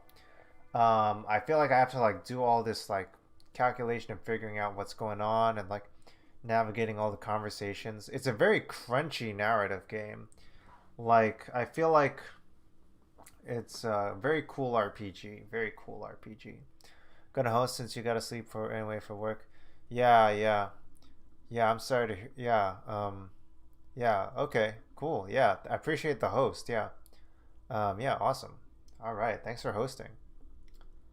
So yeah, feel free to hang out, but otherwise feel free to rest up too. Yeah, awesome. Oh, this game is oh, cool. Magnus Xavier. Yeah, maybe I should check him out. Magnus Xavier. I haven't played that much of this game. I'm still like, I feel like pretty early in the game. I played like 2 or 3 hours of it so far in this stream, but like, I still feel like I barely gotten out the first area of the game. But yeah, very cool game. Magnus Xavier though, I should check it out yet. Hasn't been it yet either. Yeah, I feel like even like, I don't know, just playing what I have so far, I already have it's already like pretty fascinating, all the stuff I'm learning from it. Yeah, I've heard this game has been compared to Planescape Torment, but also combining it with a lot of like contemporary issues and or like issues in the 20th century or whatever. And then also with a lot of dark themes and psychological themes and stuff like that too. So very, very interesting. Fascinating game. Very, very amazing game. Cool. Yeah, it hasn't been it yet either, but that's fine. I mean, I feel like you can form an impression, like even playing it a lot and just exploring the world for a while too. It's a very, very cool game. Very good, very provoking game too. There's some like even just random, like I feel like even just one conversation tree, I feel like I could talk about that a lot. Very provocative. And yeah, the dialogue is so rewarding too. It's so well written. And all the internal dialogue is so fascinating. also too. Yeah, love this game a lot.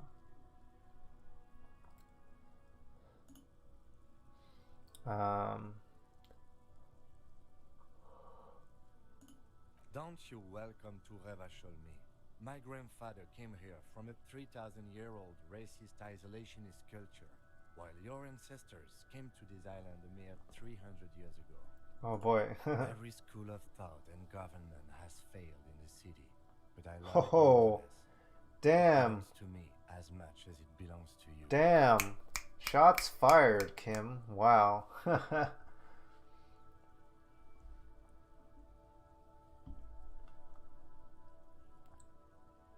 You tell him. It's men like you who keep Revachol divided, making it that much harder for everyone to climb out of this post-war limbo.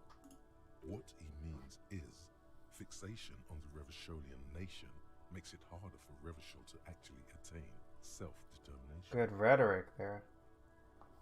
He's right. You're undermining our best shot at real determination.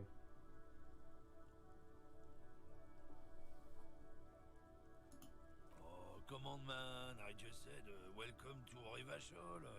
It's a lorry driver thing. I know exactly what you meant. You think my kind doesn't belong here?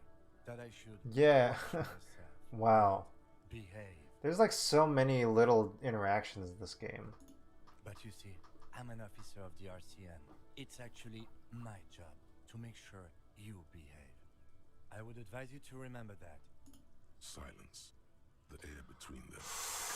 Oh, oh boy. Your partner needs backup. Now's your moment to shine.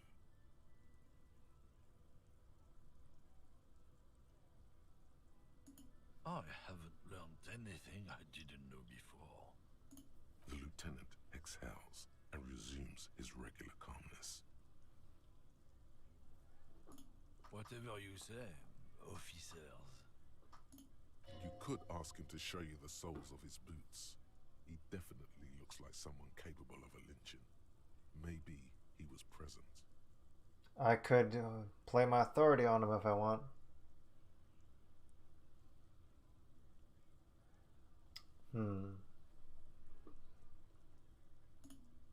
It's about biological determinism, natural law, the sorting of the races. Oh, shit. Not the most popular topic nowadays, with Okay. the coalition in charge. Alright, buddy. You might want to change the topic. That is, bury your head under the sand like common sheep. I'm not the only one. Look, I've read books. The science of racial theory has all This been guy proven, sucks. even if some people don't want to. You suck, dude. People who've studied these things say that you and me No, are superior by no, design. no, no. So, naturally, we Occidentals should be in charge. Obviously, you can see the merits in that. I wanted to say this sarcastically, but it doesn't say sarcastic. Oh?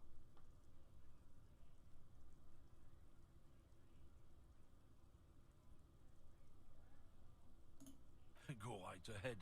You may be a cop, but that won't help you avoid the calamity to come. Lieutenant Kitsuraga's stern expression remains unchanged, but you sense something there, below. Not a lot of moral fiber on this one yet, he thinks, wriggled out of it. What happened? Did your Oh, balls boy. shrivel up? You had plenty of chances to get off this road, but no. Shit. You let this guy keep talking. Hmm. Then, when the time came to make Fuck. your choice, you tried to split the I distance. suck. Weak.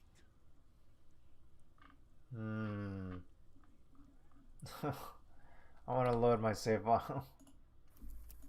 I'm gonna try that again. I don't like I screwed over Kim there. Yeah, I want to do that the right way this time.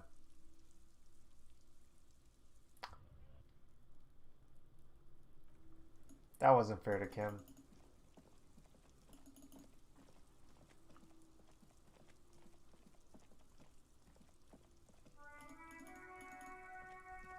The music, the rain.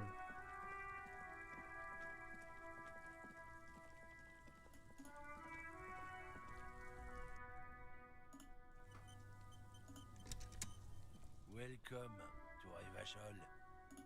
Don't you? Every school of thought and government has it's men like you who keep. What he means is, fixation on the Revacholian nation makes it harder for Revachol to act. Oh, come on. I know exact, but you see. Silence. Your partner needs backup. Now's your moment to shine. You two make a cute couple.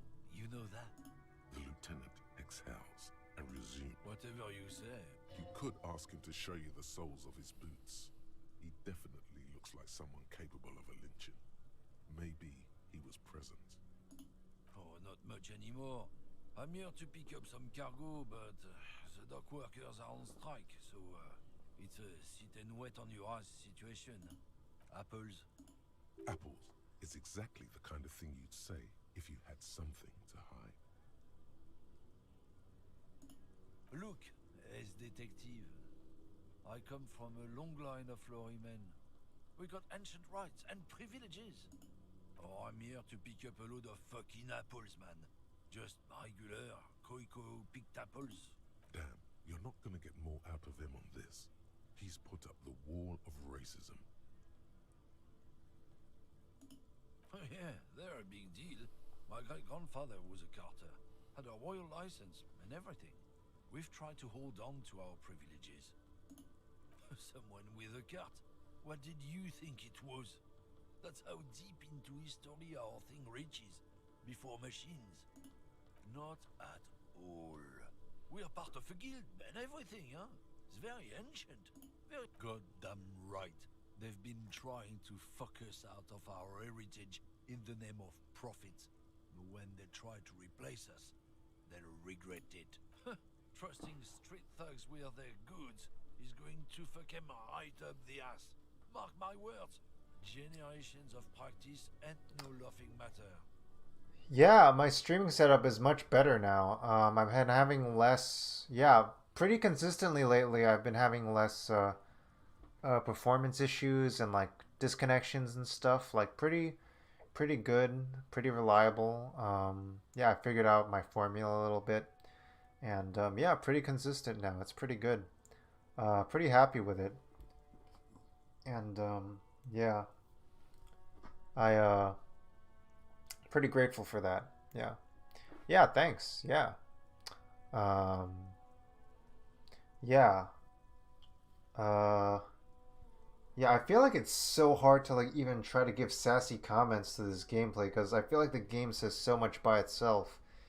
And I'm like usually with like dialogue games, the dialogue is pretty light, so I'm able to like give a lot more commentary and stuff. But this game's dialogue is so dense and stuff that I feel like I want to just let the game speak for itself and like just let that be part of the experience and stuff. And I kind of feel hesitant to like even give too much commentary and stuff at times with this game. Really an interesting experience, especially for streaming as well. Okay. Okay, time to play detective and make this guy pay for what he's done or whatever. It's about not the most popular topic nowadays, with the coalition in charge and all. You might want to change the topic. That is, bury your head under the sand like, I'm not just racist. Look, I've read people who've studied these things say that you and me are superior by design. So, naturally, we Occidentals should be... Open your eyes. Haven't you noticed something different lately? An unfortunate downturn, maybe? Huh? When members of the superior race cease to believe in their innate superiority, they stop competing for resources. This concerns you, policeman, so you better be vigilant. The damn kips are showing up good lately. Jeez. Same with the mosquitoes. And the other intruder species too. They're on the precipice of cultural victory. Cultural victory? What is this then?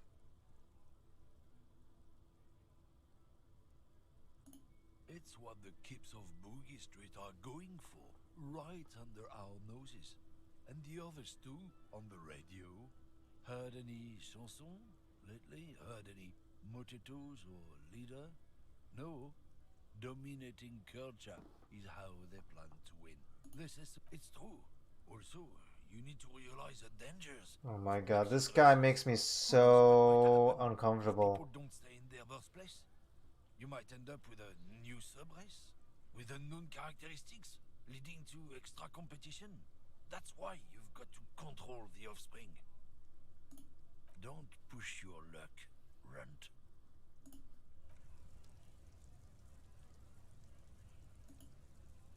Okay, I stood up for Kim, but like I don't have any more conversation.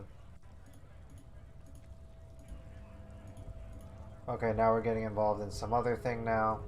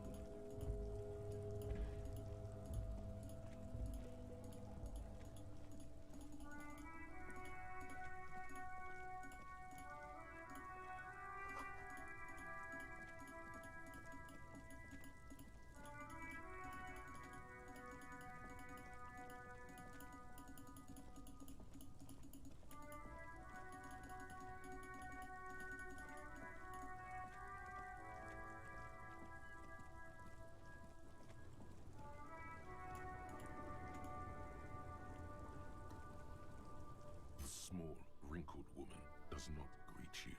She nods along to something on her radio.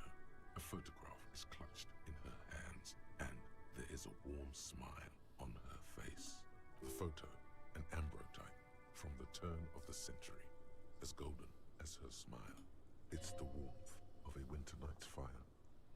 Maybe she could give you comfort and shelter, some cigarettes and food money. Maybe she's your...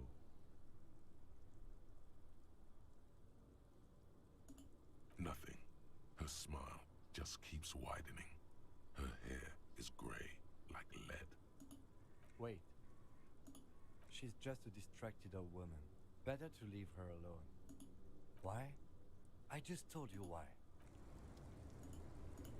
The woman still has no response. Wherever this woman is, your words fail to reach her. Damn. That's brutal. This game is brutal, yo.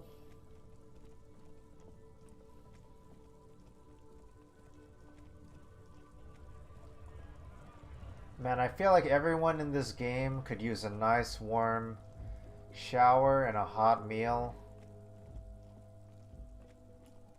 I just want to give them all hugs and puppies. Now these people can use some puppies, man. I'm not like big on puppies. I feel like puppies are a little overrated sometimes, but these people could use some puppies, man. Shit.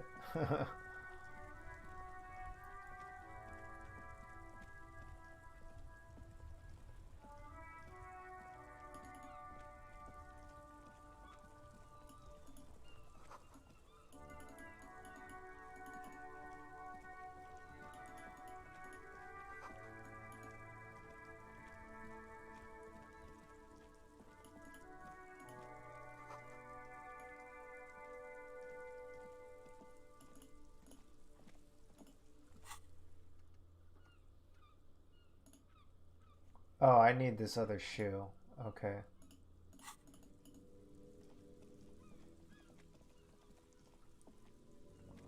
Okay, here's the lodge.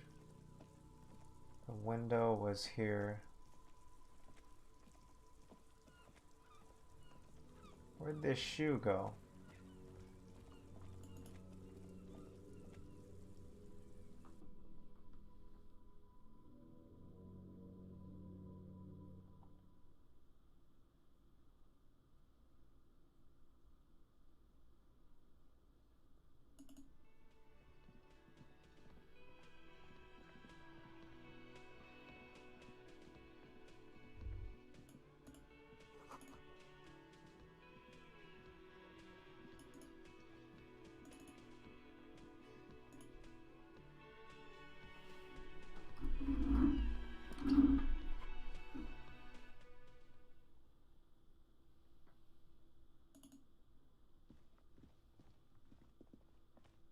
This was my apartment, the glass window, the shoe.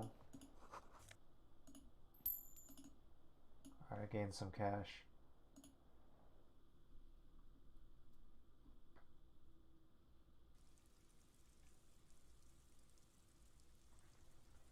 Loading screens, the bane of my existence. Alright, let's get some shoe action. Is that my shoe? Yes! Oh my gosh. Yes, my other shoe. Yes.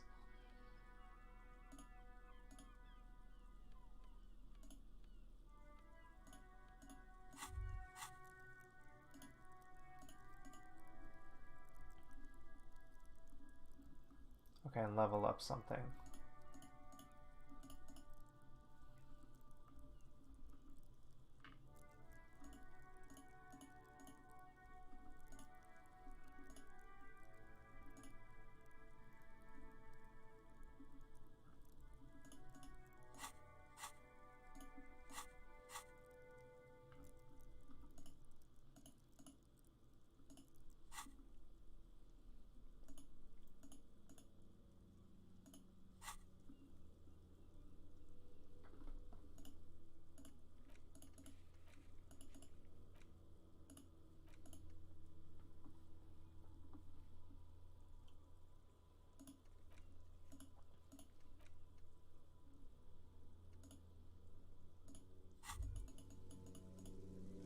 Calling the There they motor both car. are. Two identical There we shoes, go. both copiously like two baby crocodiles. It's pretty clear a normal cop is not what you are. Good, they're balanced, comfy. Feels like the only good thing about you right now, truth be told. Shoes are important, man. Yeah, it makes me feel pretty good. I need something good. I was walking around in all this rain with just one shoe on. That's pretty sad. I gotta have two shoes, man. You gotta take things one step at a time, get more comfortable, feel better. All about that self-care main protagonist guy.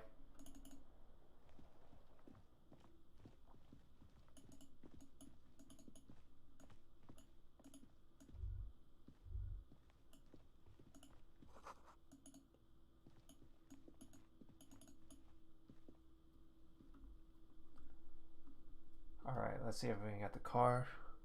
Probably should be wrapping up now. It's been streaming for like 4 hours straight.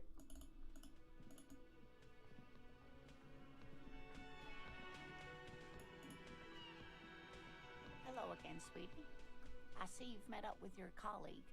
The lieutenant nods politely. Wait, who's Sweetie? Why, you are, officer. You're a handsome man, officer, with your mustache and your chiseled jaw and that silly dimple on your chin. You must forgive me. I'm getting so scatterbrained. I completely forgot to introduce myself. I'm Lena. My husband Morel and I are staying with our friend Gary just down the street, but I come here for tea when they're away. This Lena is wacky enough for the motley crew. Hire her on the spot. Yes. Yes, dear. A paraplegic is someone with limited or no ability to use the lower half of their body. Paraplegia is caused by spinal cord injuries, like falling from a great height, or a grenade explosion. That's quite all right. I'm used to people asking questions. I know they're thinking about it anyway. There is no bitterness in her voice. She accepted the curiosity her condition inspires a long time ago. Yes, officer. You look rather dazed. Like a stunned fox. But surely things can't be that bad. You know where we are, right? That's right. And where is the Whirling in Rags cafeteria itself located? I'm piecing it all together. Indeed. We are in the fine city of Revachol. Yes, and Revachol? How would I even begin to tell you? Revachol is the most beautiful city in the world. We're fortunate to be here, you and I. This lady. I haven't seen very many other cities. Wholesome lady. personally, but Wholesome lady. Everyone says so. Revachol is a rare jewel. This city used to rule the world, though it has seen better days. Speaking of history, you know what year it is, yes? That's right, dear. How splendid. Here, take this pen. Knowledge should always be rewarded. Her relief is palpable. She was getting pretty worried about you there, but now she relaxes her shoulders. I can tell that this is taxing for you, so I'll just ask one more question. Oh, that shit. regime we living under, what mode of government?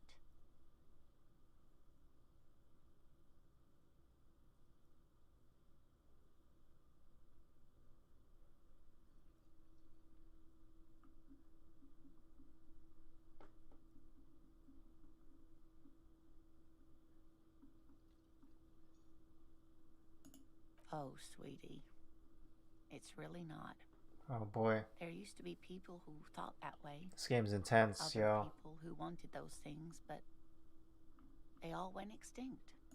Revachol is a zone of control led by an alliance of foreign powers called the Coalition.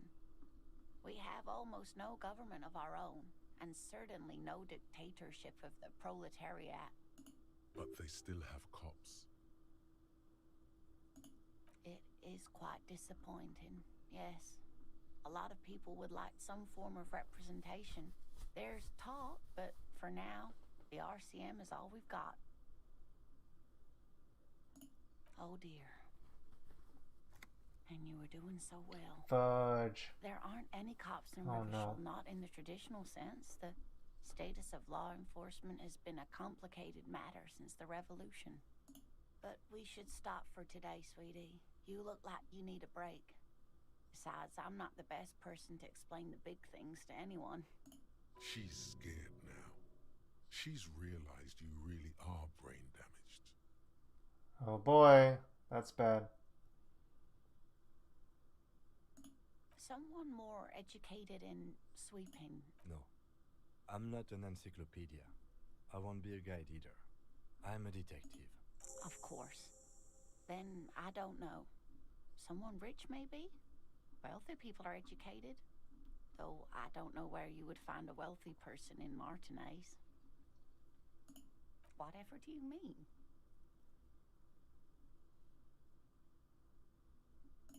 Sequence killers? Oh my. But I think you already have a partner, sweetie.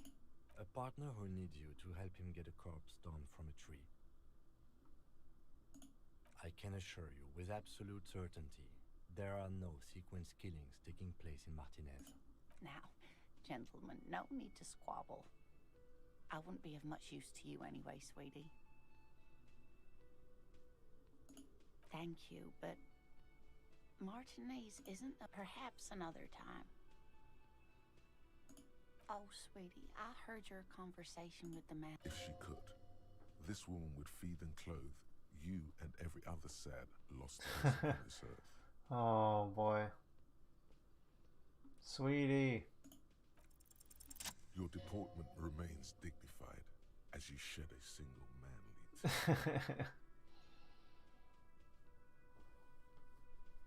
tear. Sweetie, I only have a few cents on me, but I could give you this to pawn. Just to tide you over. Wonderful. He has a pin. The pin is round and slightly tarnished. 3 sailboats in bas-relief with the sun hovering over the water behind them. A chipped green banner at the bottom reads, San Baptiste, Summer 31. Dinghy. Cross the plaza and follow the road along the coast. Down by the water, there'll be a shack nestled against an old stone facade. That's the pawn shop. An old friend of my husband's goes there often. He says the owner is quite helpful. Items that can be pawned at Bird's Nest Roy's appear in your inventory under the Items tab. You can pawn these items when talking to Roy. Oh, it's not an ancient family heirloom or anything, but I suppose it would be nice to get it back. I hope you were able to pawn that old trinket. Of course, dear. I just wish I could have done more. Of course, dear. Good luck with your case.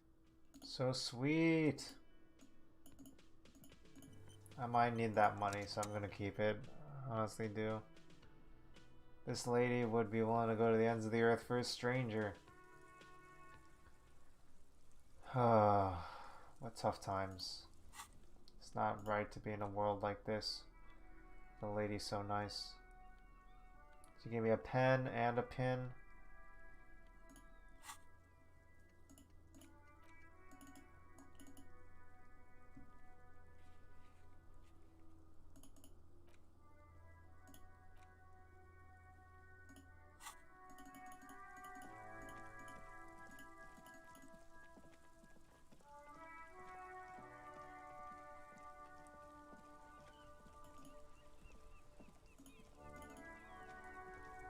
Before you stands a motor carriage.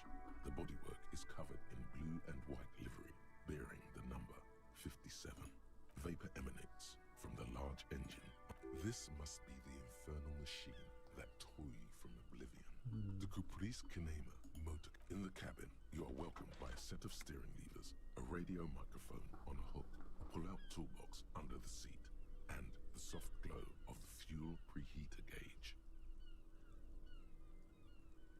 I don't know what I'm doing. Okay, I'm gonna save. Wow, what a game. I want to dive into this even more. So many thoughts.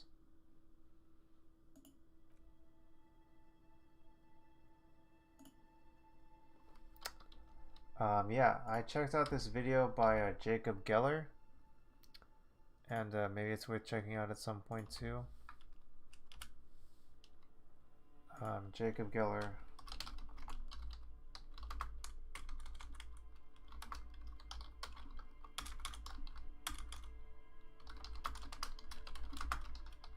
There are spoilers in the video, but they do mark when the spoilers come in. But yeah, yeah, we went over quite a lot of stuff today. Yeah. Went over some taking control of our internet habits, and the NYC Marathon, and ducks running in the marathon. Wrinkle the duck. Yeah. It's really amazing. But yeah, I guess it's time to head out soon. And yeah, I hope to see you next time, folks. But yeah, this game was really great. I'm so glad to get a chance to play it finally and get to share it with y'all. It's really fascinating, wonderful experience. Just yeah, just a true marvel. Absolute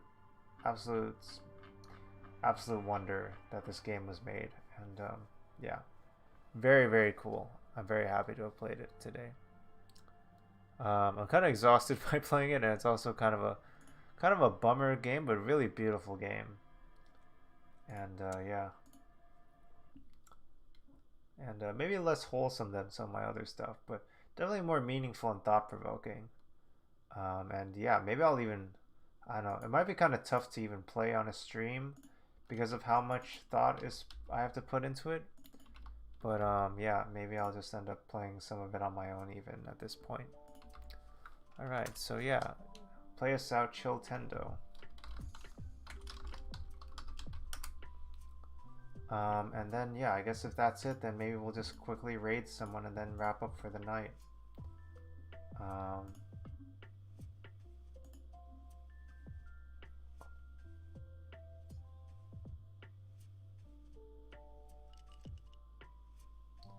Yeah, let's raid SJH Does Games, I guess. Sean again.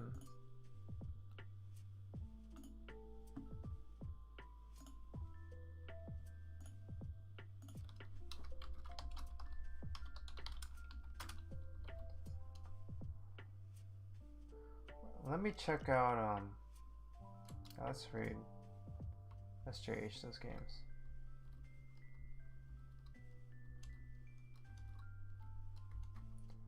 Okay.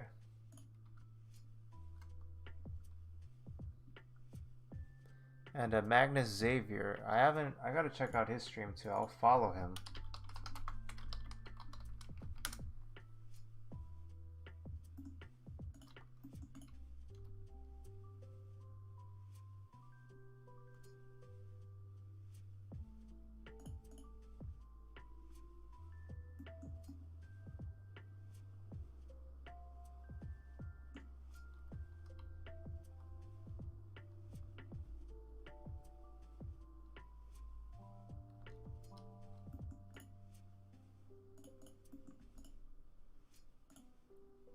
Alright, I guess we're ready for SJH Does Games rating. So let's raid, send him my love. Catch y'all later. See you soon.